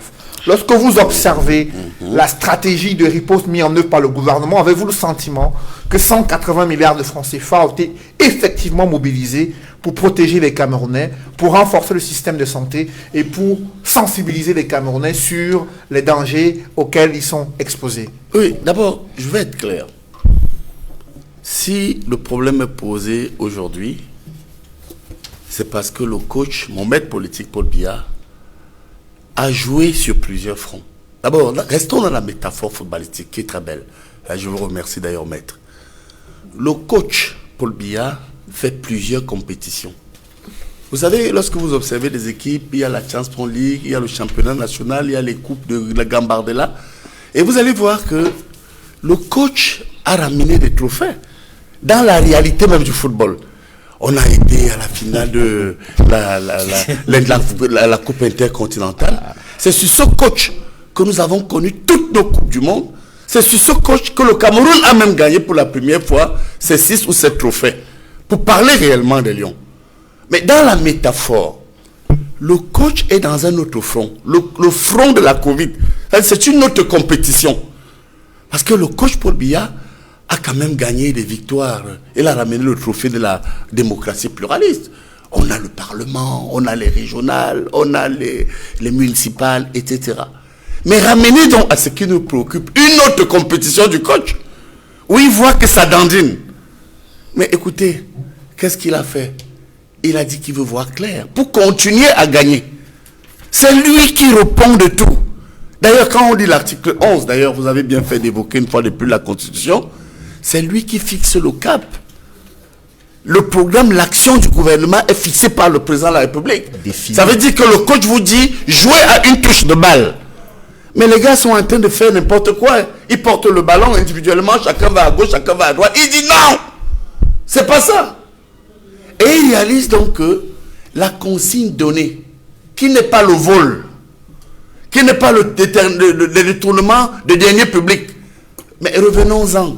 Prenons le cas de l'importation de la chloroquine sous emballage made in Cameroun. Qui a vu ça? Vous croyez que cette Cour des comptes peut totalement, quand elle agit, vous croyez vraiment que le ministre d'État Laurent Esso n'était pas informé avant? Et qu'en retour, le coach Paul Biya n'était pas au courant? C'est pourquoi, rappelez-vous, maître, et vous avez raison, Paul Biya leur a dit un jour, il faut laisser la politique aux politiciens. Ses collaborateurs qui l'entourent ne sont pas des hommes politiques. Je pense que le problème aujourd'hui, c'est qu'ils ont oublié quelque chose que peut-être vous avez dénoncé, mais qui nous sert en termes d'expérience. 62, 2020, ça fait près de 60 ans d'expérience de coaching, donc d'hommes politiques. Et regardez comment sans résultat les a pris comme des petits enfants. Sans résultat. Et non, il y a des résultats sur certains points. Écoute, on a dit qu'il y a des trophées qu'on a ramenés. Oui, même le simple... Prenons seulement le trophée de la démocratie. Cher professeur, oui, les trophées sont, dans mon allégorie, assimilés au simple fait de porter un maillot. Non, non. Sinon, on ne serait pas en train de débattre librement ici. Je reconnais une chose que je voudrais partager avec vous. Il y a eu dans la prise de décision, ça, il faut le reconnaître dans la prise de décision, une certaine dérive inacceptable, menée par certains membres, du moins certains collaborateurs du président. Et qu'est-ce que nous sommes en train de dire? Et de faire un travail d'homme politique formidable cet après-midi sur ce plateau. Nous sommes en train de dire que parce que Paul Biya est là, parce qu'il est toujours là, les gens apprendront à rendre compte. Est-ce qu'on peut le lui reprocher? Et l'an passé, il ressent. Mais il a mis hors du terrain certains joueurs. Vous savez le nombre de ministres qui est en prison? Vous étiez avec quelques-uns en train de dire que c'était pour des raisons politiques. Regardez les anciens premiers ministres, les anciens secrétaires généraux. D'ailleurs, dans ce que j'ai appelé une dérive dans la prise de décision. Je vous assure, je termine là. J'étais un jour suivre le procès de M. Marafa, le ministre d'État, ancien secrétaire général à la présidence de la République, face au juge Chilik, qui lui dit, écoutez, monsieur le ministre d'État, on va cesser de trop bavarder. Je vais vous poser 3 questions. Est-ce que vous avez reçu l'argent concernant Alabartos? Le ministre d'État dit oui. Il lui dit, est-ce qu'il y a l'avion? Le ministre d'État dit non. Il lui dit, mais où est passé l'argent? Et le ministre lui dit que j'ai eu des ordres. Et vous savez ce que lui a dit le juge Chilik? Chilik lui a dit, où sont les preuves? Donc vous savez qu'on a l'impression que certains postes rendent des gens fous dans ce pays. Et vous allez voir qu'il y a une dérive qui pose même un problème de droits de l'homme. L'argent des morts. Et vous avez bien fait de l'évoquer, maître. Lorsque vous allez chercher dans la prise d'initiative de certains qui fabriquaient traditionnellement le médicament, on a le Ngulbetara, on a bien d'autres, Cléda. Ouais. Est-ce que cet argent ne pouvait pas servir? Je vous montre jusqu'à quel point nous avons des criminels autour du chef de l'État. Un grand de malfrats. Allons-y, on le dire. On doit le dire. Vous avez vu d'entrée de jeu, en tant qu'homme politique, comme vous, qu'on laisse enfin les hommes politiques faire de la politique. J'ai été le premier à dire que, et je suggère, vous voyez que moi je ne viens pas seulement sur un plateau, dénoncer, crier, bavarder. Moi je suis pour que, au regard de ce cas grave, mais que le président active l'article 9, pour ceux qui nous regardent, alinéa 2 de la Constitution. Pouvoir d'exception par décret. Moi je le souhaite. Mon souhait est que Paul Biya dise dès demain, le plus tôt possible, état d'exception. Et pour quelle raison? Mais parce que... Pour parvenir à quelle fin, concrètement? Mais il y a ce qu'on appelle le Covid Gate. Vous savez, on a eu l'affaire du sang contaminé. Lorsque Maître Ndjou, vous voyez qu'à un moment donné, il peut y avoir consensus entre nous, évoque avec brio et avec pertinence l'importation des médicaments. Moi, j'ai entendu. Dites-moi que je ne vois pas bien, oui. Mais de mes oreilles là, j'ai entendu dans mes oreilles là, un ministre dit, on fabrique la chloroquine, ce n'est pas vrai, maître. Moi j'ai entendu ça. Et est-ce que vous, est-ce que vous réalisez ça, hein? Et puis, vous avez des gens qui se comportent comme si les gens qui veulent enfin travailler dans ce pays, ceux qui se battent pour l'état de droit, ceux qui se battent pour mettre fin au pouvoir autoritaire de certains fonctionnaires qui ne sont pas des politiques. Mais regardez mon cas aujourd'hui. Je traîne à Garoua du fait de la dérive décisionnelle, illégale de certains hauts fonctionnaires proches du chef de l'État. Ils disent mise à disposition avec transfert de dossier. Dieu merci que les étudiants de Garoua, mais pardon, je suis heureux avec vous. Mais il faut dire que le zèle des uns et des autres devrait nous amener sur des tables et des plateaux comme si c'est à dire oui, merci monsieur Bia. Parce qu'enfin, une fois de plus, beaucoup ont dit qu'il était vieux, qu'il était gaga, il ne pouvait plus rien faire. Il y a un défi aujourd'hui, c'est lui qui répond. Et vous avez raison, maître. C'est lui qui doit répondre de ses actes. Parce qu'il répond de ses actes. C'est lui qui a été élu. Nous nous en réjouissons qu'aujourd'hui, il prenne totalement ses responsabilités à l'effet de rappeler à ceux qui ont à un moment donné usurpé dans la prise de décision, en croquant gravement l'argent de la Covid, ce que j'appelle maintenant, et nous pouvons maintenant appeler les crapules, qu'ils répondent de leurs actes. Il faut préciser qu'il bénéficie encore de la présomption d'innocence, puisque le TCS est en train de mener des enquêtes. Non, attendez, je ne vous coupe pas, pardonnez-moi, je n'ai pas l'habitude de le faire. Un dernier mot. Vous savez, lorsque vous parlez de la présomption d'innocence, nous sommes ici face à un excellent jeune avocat. Nous sommes deux avocats. Il y a deux avocats. Et voilà. Et moi-même, je les accompagne dans ce champ. Il faut bien rappeler, et entre les lignes, les experts en droit vous ont quand même rappelé que le rapport les incrimine. C'est pas ça, maître. Entre les lignes, lisez bien ce rapport. En tout cas, en ce qui concerne... Vous allez voir que des manquements jusqu'à 14 milliards. Mais mon Dieu, moi je suis un homme politique. Et je vais faire de la politique jusqu'au bout. N'est pas neutre. Et on vous a démontré que... Et d'ailleurs, monsieur Noufélé, il y a un autre élément. Peut-être parce qu'on dit que nous sommes colonisés, nous avons peur du FMI, quand il s'agit de l'argent des Blancs, tout le monde panique. Bon, laissons les 1000 milliards de la canne, de gré à gré. Mais dans cette même affaire, il y a eu des dons privés. Vrai ou faux? Tout à fait. Et le rapport de la... Vous comprenez? Des comptes... Il y a des dons privés. Et ces dons ne sont pas mentionnés. N'oubliez pas que Paul Biya, mon maître politique, a eu à faire un don de 2 milliards. Vous voyez que quand nous parlons d'une dérive dans la prise de décision gloutonne. Je dis gloutonne parce que des Camerounais meurent. J'ai des amis qui ont été enterrés en Kolfoulou. C'est un joug avec les morts au Cameroun. C'est un crime si cela est avéré contre l'humanité. Ils doivent être punis.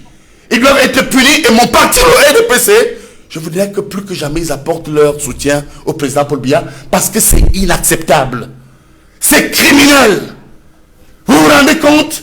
Alors que des jeunes ici sortent des universités, viennent de l'extérieur, avec des diplômes, n'ont pas d'emploi. Les étudiants au Cameroun n'ont pas de bourse. Et vous voyez des gens s'amusent comme ça avec des fonds. Mais écoutez, il faut arrêter ça tout de suite. Et pour ce fait, je félicite l'action du chef de l'État et tous les hommes politiques. Et singulièrement, enfin, je voudrais saluer aussi l'action du député Niqueux. Même si vous voyez, je suis membre du comité central du parti, il faut savoir mettre en conjonction nos efforts pour traquer les crapules. Lorsque Niqueux, parce qu'il faut le dire, il y a, lorsqu'on parle de Covid au Cameroun, il y a des causes lointaines et des causes immédiates. Tout à fait. La cause lointaine, c'est Niqueux, qui, comme le SDF, nous a accompagnés dans le Mouchipou Gate. Et rappelez-vous, c'était le SDF. Ouais. Là, Niqueux qui, rappelez-vous, il y a 3 mois, c'est qui m'a valu toute cette faute. Lorsque sur ce plateau, j'ai dit oui, il fallait approuver ce que dit Niqueux. Et vous voyez que c'est Niqueux qui a sensibilisé donc, c'est Niqueux. Parce qu'à l'interne, ils ont été autistes. Mais ils ont oublié qu'il y a la communauté internationale. Et le FMI a dit, mais tiens, il y a quelque chose qui se passe quand même là. ils ont saisi qui de droit et on a tout ce qu'on voit aujourd'hui. Alors justement, Maître Moustapha Ngouana, le député Jean-Michel Niqueux appelle à la démission des membres du gouvernement impliqués dans ce scandale financier et ceux dont les départements ministériels ont été cités dans ce premier rapport d'État. Pour vous, quel en serait l'intérêt et quelles pourraient être les conséquences lorsqu'il y a autant de scandales financiers dans la gestion financière de la crise sanitaire? En réalité, c'est le minimum pour cette personne-là de démissionner. C'est le minimum pour elle de démissionner, parce qu'en réalité, elle doit démissionner pour permettre aux enquêtes de se dérouler sans heurts, pour que les enquêtes se déroulent de manière sereine. Vous avez vu avec le cas de Bapes. Le cas de Bapes, quand vous êtes membre du gouvernement et qu'il y a une enquête qui est ouverte contre vous, celles-ci peuvent facilement être biaisées. Donc il faut absolument qu'elle puisse démissionner, qu'elle fasse patte blanche. Et si par l'extraordinaire, elles n'ont rien à se reprocher, elles pourront revenir éventuellement au gouvernement si ces personnes-là ont plus tard la confiance du chef. Mais le minimum aujourd'hui, il ne faut pas qu'on se dise le contraire. C'est que ces personnes-là puissent rendre leur tablier. Les faits sont d'une gravité... Leur tablier et leur gant. Et tout à la fois. Leur tablier et leur gant, j'emprunte l'expression du professeur, on doit absolument ils doivent être mis sous les éteignoirs. Et il faut que les enquêtes pénales qui ont été évoquées, les 10 plaintes qui ont été évoquées par la Chambre des comptes puissent absolument être mises en branle dans les meilleurs délais. Encore qu'ils ne bénéficient pas d'une immunité particulière. Voilà. Ils n'ont pas une immunité particulière, donc on devrait ouvrir. Mais seulement, pour un minimum d'élégance et de cohésion dans l'action gouvernementale, il faut que ces gens rendent leur tablier pour que les enquêtes se fassent convenablement. Mais je voulais également dire, c'est peut-être une digression, je pense que il y a le groupe de travail des Nations Unies sur l'arrestation arbitraire qui avait dit que le ministre Manafa n'a rien fait de tout ce qu'on lui reprochait. Oui, donc, contrairement à ce que dit le professeur, donc il faut qu'on puisse également rappeler cela pour qu'on n'ait pas le sentiment qu'on est venu faire une émission pour accabler les gens qui sont... Non, c'était une métaphore seulement en termes de preuves. Lorsqu'il a... Parce qu'il avait aussi ce qu'on appelle à l'époque la délégation de signature. Il faut comprendre que la délégation de signature, ne signifie pas délégation, prise même de pouvoir. Oui. Vous comprenez? Donc je ne juge pas l'acte dont a été victime le ministre d'État Marafa, pour qui j'ai beaucoup de respect. Mais je vous rappelle tout simplement qu'on lui a demandé que vous dites toujours qu'on m'a dit. Oui. Et le juge lui dit où sont les preuves. Oui. Parce que personne ne peut prouver que c'est le président Paul Biya qui donne toutes ces instructions au point de demander que certains ministres prennent des marchés. Alors, déroulons le fil conducteur de cette émission avec vous, Edmond Kangia. En quelques mots, on a vu cette semaine une nouvelle élection à la mairie de Banganté. Il y a eu encore une candidature face à celle d'Éric Niat. Et le préfet n'est pas allé aux élections. Il a laissé les mandataires du parti au pouvoir et les conseillers municipaux trouver un terrain d'entente. Il y a eu plus de 6 heures de conciliabule à Banganté. Finalement, en début de soirée, Éric Niat a été élu maire. Mais il y a eu au moins une bonne partie des conseillers municipaux qui s'est abstenu de voter, de se prononcer sur l'unique candidat présenté à ce conseil municipal. Comment appréciez-vous l'attitude des autorités administratives et qu'est-ce qui peut expliquer cette nouvelle tension alors que le mandataire avait indiqué au préfet que tout était revenu dans l'ordre dans ce conseil municipal? Ce qui s'est passé à la commune d'arrondissement de Banganté, nous l'évoquons ici régulièrement sur le plateau, ça fait au moins 3 plateaux déjà, que nous suivons de près, n'est-ce pas? J'allais dire les feuilletons, jusqu'au dénouement de l'élection du maire de cette commune d'arrondissement. On a vu les différentes péripéties, et le plus grave, c'est que l'autorité administrative, le préfet Djundé, a de bout en bout préserver une position illégale, de bout en bout. C'est-à-dire c'est la principale leçon à tirer de cette affaire. Le préfet Djundé a refusé d'appliquer la loi, a refusé de jouer son rôle lors d'une élection du maire d'une commune d'arrondissement. Voyez-vous, il faut le rappeler, depuis le début du processus, j'allais dire, la première session de plein droit, c'était le 3 mai dernier, il y a eu 2 candidatures. Il a tout fait pour que le comité central du RDPC, en violation de la loi... Corriger, le secrétariat général du comité central. Oui, parce que beaucoup confondent le comité central, en fait, c'était les mandataires, qui est présidé par le président de la République, ouais, et le secrétariat général du comité central qui a à sa tête le très respectable Jean Coueté. Tout à fait. En tout cas, secrétariat général, il y avait 2 mandataires. Les mandataires du comité central... Non, du secrétariat général du comité central. Tout à fait. Oui. Les mandataires du RDPC, en tout cas, étaient présents. Tout à fait, vous avez raison. Du début jusqu'à la fin. Et j'ai dit, il y a eu 2 violations. Aurait dû laisser, n'est-ce pas, le doyen d'âge ou la doyenne d'âge passer au vote après que les candidatures avaient été enregistrées. Mais il a, de bout en bout, non seulement refusé d'appliquer la loi, c'est-à-dire de laisser qu'il y ait vote entre les différents candidats qui étaient en compétition, mais il a même, plus grave et de manière répétitive, laissé les mandataires du RDPC. Non seulement ils étaient présents dans la salle, s'ils n'étaient que présents comme observateurs, ça passerait encore, mais ils prenaient la parole régulièrement dans une session de plein droit dont ils ne sont pas membres.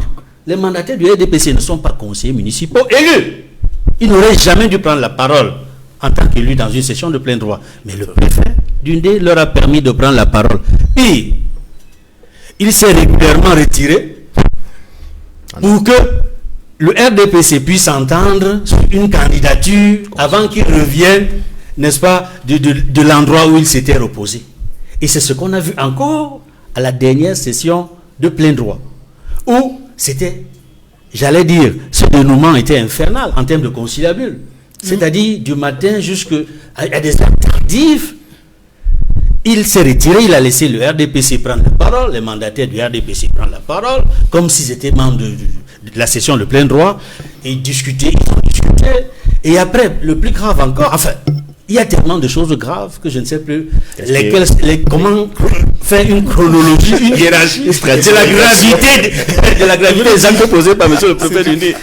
Parce que, en plus, alors que la personne qui est le doyen d'âge insiste pour qu'on passe au vote, il dit non, je me retire, et puis la personne qui doit me rappeler, qui doit m'appeler pour que je revienne, c'est pas toi, le doyen d'âge, c'est les mandataires du RDPC. Et c'était la preuve, à suffisance, que ce préfet-là d'Undé est un véritable militant du RDPC. Et que c'est-à-dire que c'est un mauvais préfet qui refuse d'appliquer la loi, qui refuse de dire le droit. Alors, mais restons sur, au-delà du comportement illégal et des actes, l'attitude indécente du préfet d'Undé, pour revenir sur l'opération même électorale et tirer des conclusions. On a vu comment le candidat investi par le parti, Éric Niat, en interne, il avait gagné il avait 21 voix sur 39, sur 19, en interne, dans le parti. Et de bout en bout, il y a eu 3 candidats qui sont opposés à lui en session de plein droit. On a contraint les conseillers. Quand je dis on, en fait, c'est les mandataires présents du RDPC qui ont contraint tous ces candidats qui se présentaient face à lui de se retirer. Ils ont reçu même des menaces. C'est signé leur démission. Et oui, ils ont même été menacés d'être démissionnés du parti. Et à la fin, le 3e candidat face à lui aussi, il s'est désisté. Et puis, c'est une opération de vote spectaculaire, pour ne pas dire inhabituelle. Voyez-vous, il gagne les élections alors qu'il est... Éric Niat gagne les élections alors qu'il est le seul candidat. Il gagne les élections, mais avec, dans son propre parti, dans ses propres rangs, 18 bulletins nuls contre lui. 18 bulletins. Mais il a eu 22 quand même voix. 21 voix. Alors, il a eu 21 voix. Mais c'est beaucoup. 28 voix, 18 bulletins nuls. Mais en réalité, en politique, c'est-à-dire qu'on a les goals. C'est un désaveu. Non, je vais chuter. En disant qu'en politique, c'est un désaveu flagrant, cinglant, accablant pour Éric Niat s'il avait eu le sens de l'honneur. Il aurait dû comprendre très tôt Qu'on ne veut pas de lui. que les autres conseillers municipaux ne veulent pas de lui. Mais À la pourtant, tête. Non, je voudrais conclure. Oui. En disant qu'il y a eu une autre élection le lendemain. À Ndiombe-Pendja, où on a vu une attitude totalement différente du préfet. Tout à fait. Où il s'est très bien comporté. Le préfet Yves Bertrand Nzana, il y a eu. C'est-à-dire, le parti de Paul-Éric King, de regretter mémoire, il faut le dire, à la majorité dans cette assemblée, même à la majorité relative. Et puis en interne, il s'était entendu à ce qu'il y ait un seul candidat, Maître René Manfo. Mais arrivé à la session de plein droit, un autre candidat de son propre parti s'est signalé. Sa candidature a été enregistrée. Une candidature du SDF a été enregistrée, une candidature du RDPC a été enregistrée. Le doyen d'âge et le préfet, ils ont estimé que c'était normal. Ils sont passés au vote. Et il y a eu au premier tour des résultats, mais comme il n'avait pas la majorité, il n'y avait pas une majorité absolue. Tout à fait. Maître René Manfo a obtenu 16 voix. Meda Tuente du MPCN, de son propre parti, a eu 6 voix. Kaak du SDF a eu 4 voix. Tout à fait. Sasso du RDPC a 8 voix. Mais on a donc pris les 2 premiers arrivés en tête qui sont passés au deuxième tour. Au deuxième tour, le candidat Maître René Manfo a obtenu 28 voix contre 7 voix pour le candidat du RDPC. Et c'est cette victoire qui a été démocratiquement entérinée par le doyen d'âge qui présidait la cérémonie et par le préfet qui assurait la régularité, n'est-ce pas, la légalité Du scrutin. Oui. Et il s'appelle M. Yves Bertrand Nzana. Nous le félicitons. Profil haut, M. le préfet du Mongo. alors justement, Profil bas, monsieur le préfet du Ndé. alors deux préfets, Et profil Deux haut. attitudes. Il y a également dans le passé, avant la bonne attitude du préfet du Mongo, une situation similaire s'était déroulée dans le Djamaré. Profil haut également au préfet du Djamaré. alors je voudrais vous interroger, Maître Moustapha Ngwana, deux attitudes différentes des préfets du Mongo et du Ndé sur les mêmes cas, à savoir l'élection de maire après le décès de celui qui était en fonction. Comment appréciez-vous ces différentes attitudes? Est-ce que les enjeux étaient plus importants à Banganté qu'à la mairie de Ndiombe-Pendja? Comment et quel regard portez-vous sur l'attitude de ces bulletins nuls enregistrés au terme de cette session de plein droit à Banganté? Il faut savoir que lorsqu'il s'agit du RDPC, l'administration a une attitude particulière. Je suis conseiller municipal à Douala 5e. J'ai été à l'élection du maire de la ville de Douala. On a assisté à un scénario similaire où on a dû renvoyer l'élection parce qu'il n'y avait pas d'entente au sein du RDPC. Il y avait le maire Lengue Malapa qui s'était présenté contre le maire de la ville actuelle. On a dû assister à des messes de minuit à n'en plus finir. Donc il faut dire que lorsque les enjeux concernent le RDPC, l'administration a une attitude particulière. Il ne faut pas oublier que c'est M. Claubert Chatat qui a carrément instruit au préfet quel jour l'élection devait avoir lieu. Tout à fait. Il ne faut pas également oublier qu'il y a un sous-préfet à Bazou. Oui. Il y a un sous-préfet à Bazou qui par correspondance s'est plaint de ce qu'on l'empêchait de faire gagner le RDPC à Bazou. Voilà. Ah bon? Bah oui. Ce sont des faits qui sont déroulés au Cameroun. Ce que vous devez noter, c'est que le préfet n'a pas le pouvoir même de renvoyer la session de plein droit. Tout à fait. Il n'a pas le pouvoir de renvoyer. Oui, je dis juridiquement, il n'a pas le pouvoir. Vous avez raison. Il n'a pas le droit de renvoyer la session de plein droit. Lorsque la session de plein droit est convoquée, tient, ouais. dit l'article 114, on se rassure qu'il y a 2 tiers des membres. Tout à fait, le quorum.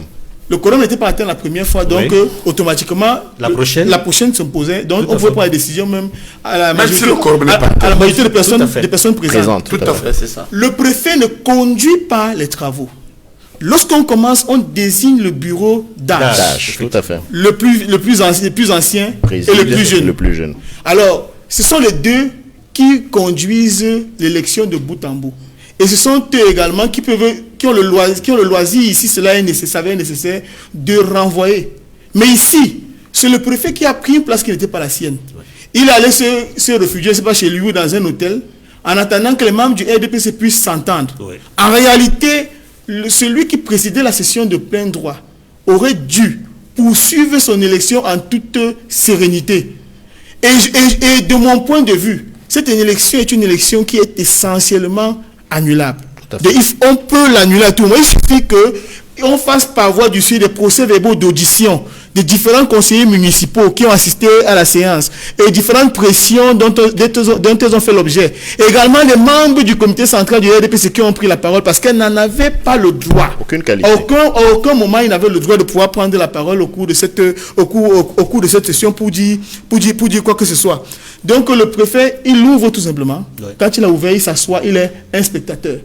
Il devient un spectateur et les autres prennent toutes les décisions. Et à la fin, celui qui proclame même les résultats, ce n'est pas le préfet, c'est le président de la séance. Donc quand il a pris les pleins pouvoirs, il est impossible que quelqu'un d'autre puisse poser un acte légal en ses lieux et places. Donc en réalité, tout ce qui s'est fait là était un embrouillamini pas possible, qui mérite, qui de notre point de vue pour l'honneur de la République, doit absolument aboutir à une annulation. Et il ne faut pas croire, je crois que la jurisprudence camerounaise, il y a eu une affaire dans la commune de Nanga et Boko à l'époque où le comité central avait toujours voulu imposer quelqu'un, mais les conseils municipaux s'étaient opposés et ont voté la personne. Le RDPC avait engagé des recours qui n'avaient pas abouti. Donc dans l'espèce qui se joue aujourd'hui, il faut comprendre que il y a un message apparemment qu'on veut nous envoyer. Lequel? Le message qu'on veut nous envoyer, c'est que, comme on a déjà commencé à installer le fils de l'autre, ne soyez pas étonnés. Il a quand même remporté avec 21 voix. Pour vous, sur le plan politique, vous savez 18 bulletins nuls pour vous. Est-ce qu'il y a un message derrière? Il a quand même remporté l'élection avec 21 voix, mais il y a eu 18 bulletins nuls de sa même formation politique. Il est indubitable que s'il y avait eu concurrence, les choses seraient déroulées différemment et pas à sa faveur. Et encore que, lorsque la pression forte a abouti à l'éviction de cet homme de 78 ans, parce que le candidat était un homme d'un certain âge, de 78 ans, quand il a démissionné, le préfet n'a pas laissé la possibilité à qui que ce soit de pouvoir s'exprimer sur une autre candidature.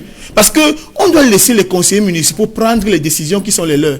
Il est conscient que M. Éric Niat était vomi par les populations de Baganté ou bien par les conseillers municipaux. Et il ne faut pas, moi je disais tout à l'heure que moi je crois qu'il y a un message qu'on est en train de nous envoyer. On est en train de faire un jeu de chaises musicales. On commence à préparer les fils d'eux à prendre la place de leur père.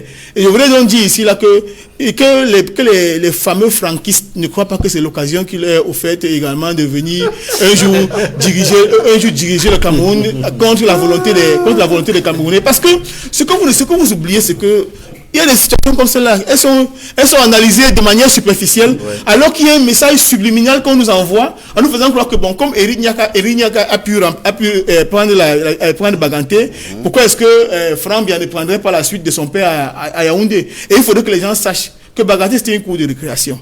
Les Camerounais ne sont pas prêts à ce que les personnes qui n'ont jamais eu la moindre participation, activité sur la scène publique, aucune association caritative, aucun poste ministériel, aucune fonction officielle viennent demain nous imposer quoi que ce soit. Il faut qu'on le dise et qu'on le dise la main sur le cœur. Ça ne passera pas au Cameroun. Alors, j'aimerais avoir la réaction de Maître Roland Diourou sur les leçons à tirer de ces nouvelles tensions qui ont été observées à Banganté et l'élection d'Éric Niat finalement à la tête de cette mairie avec près de 21 voix exprimées en sa faveur. Beaucoup de choses ont déjà été dites auxquelles je souscris. Je vais simplement chuter en disant que si certains croient qu'ils sont franquistes, qu'ils sachent que nous sommes camerounistes. Nous sommes les fils du Cameroun. Et c'est cette qualité qui nous permet, qui nous autorise à revendiquer la place qui nous revient de droit dans ce pays. De sorte que s'ils pensent qu'ils ont des passe-droits parce qu'ils sont les fils d'eux, comme cela s'est vu à Banganté, qu'ils sachent que nous aussi, nous sommes les fils d'eux. Nous sommes les fils de ce pays, nous sommes les fils du Cameroun. Et je conclus simplement en disant que le pouvoir constituant originel nous appartient, et non pas au président de la République, comme il a été dit par le professeur tout à l'heure, mais au peuple. Le peuple camerounais, donc, qui dispose du pouvoir constituant originel, a le droit d'exiger du pouvoir constituant présidentiel. A le droit d'exiger donc que sa souveraineté intrinsèque soit respectée, y compris dans les perspectives que ces messages de Banganté veulent subliminalement nous mettre dans la tête. Professeur Messanga Nyamding, Éric Niat, élu finalement à la tête de la mairie de Banganté, mais 18 bulletins nuls de ses camarades politiques. Est-ce qu'il y a un message qui est en train d'être passé? Est-ce qu'il y a une crise profonde? Non, d'abord... à la mairie de Banganté. Oui, non, il faut être clair rapidement. Je voudrais d'abord féliciter le préfet Nzala, qui est un jeune oncle et qui est brave, parce que n'oubliez pas qu'il a une histoire. Son père, qui a été mon grand-oncle Mbassé Prospère, par son âme, a été un grand-maire. Il est aussi né dans une famille qui connaît l'administration. N'oubliez pas que son frère a été gouverneur, effectivement, à un moment donné du Sud. Bon, maintenant, il faut féliciter le préfet, j'ai dit chapeau. Bon, maintenant, quant au cas de Banganté... Féliciter le préfet du Mungo. Oui, Nzala, c'est quelqu'un d'exceptionnel. Là, je lui souhaite bon vent pour qu'il aille encore plus loin. Bon, maintenant, quant à Ondé, je voudrais être franc ici. Ce que nous avons vu dans l'Ondé, c'est la bataille entre deux camps. Je me permets de le dire. En tant que militant, j'ai même été à un moment donné de l'histoire de Djundé, arbitre entre le ministre Ketia Cortez, qui est une amie, qui est une camarade politique que j'ai beaucoup d'ailleurs soutenu et accompagné. Elle le sait si elle nous suit. Et à un moment donné, le président du Sénat, Nyat. Donc c'est d'abord la bataille de leadership. Cette sauvage bataille qu'on voit dans toutes les régions, où vraiment les gens parlent à leur nom et induisent même les populations en erreur. Mais dans le cas, moi, je voudrais reconnaître, parlant de Nyat, qui doit être félicité. Pourquoi? Parce que Eric Nyat, que je félicite, et d'ailleurs, j'ai eu une prise de position claire ici, au nom de la discipline du parti. Parce que le problème du Cameroun aujourd'hui, c'est que les gens sont indisciplinés. Les décisions administratives frappent de manière illégale. Les gens ne respectent plus les décisions de parti. Moi, j'ai pris position pour la discipline du parti. Et ce qu'on peut dire au regard de votre question, c'est qu'il faut mettre un peu fin à ces batailles-là. Parce qu'en réalité, Eric est victime d'une bataille qui règne entre ma camarade et mon ami Ketia Cortez et Nyat Djifendi. Et est-ce que c'est normal? Ce garçon était militant. Moi, j'ai eu, avec mes bons yeux, à l'époque, à voir les terrains de basket que le militant Eric Nyat a implanté à Banganté. Mais c'est quoi dans cette affaire où, à un moment donné, parce qu'on s'appelle le Nyat, parce qu'on s'appelle Bia, parce qu'on s'appelle Bush, et etc., qu'on n'ait plus de droit? Non, il n'y a pas de délit de nom. Moi, je pense que la Constitution est claire, maître. Il n'y a pas une Constitution qui exclut certains Camerounais de leurs droits, quel que soit le rang et la qualité de leur père. C'est pourquoi je voudrais tout simplement dire que le jeu soit clair pour tous. Oui, et il faut que, tout de suite... Que le jeu soit clair pour tous. Il faut que... non, en tant que, d'ailleurs, je vais aller plus loin, un coordonnateur... Le jeu n'est pas clair. Non, je suis le coordonnateur... Jeu démocratique biaisé.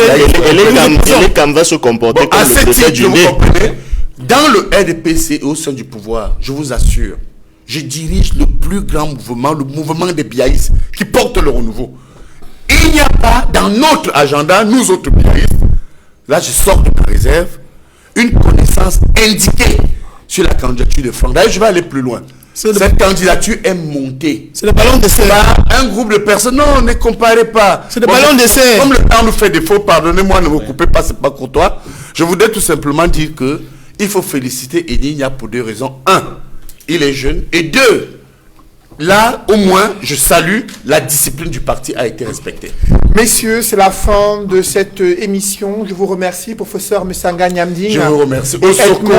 Vous savez ce que veut dire Osoko? Je vous en prie, partagez avec Osoko nous. veut dire merci, en fulbe.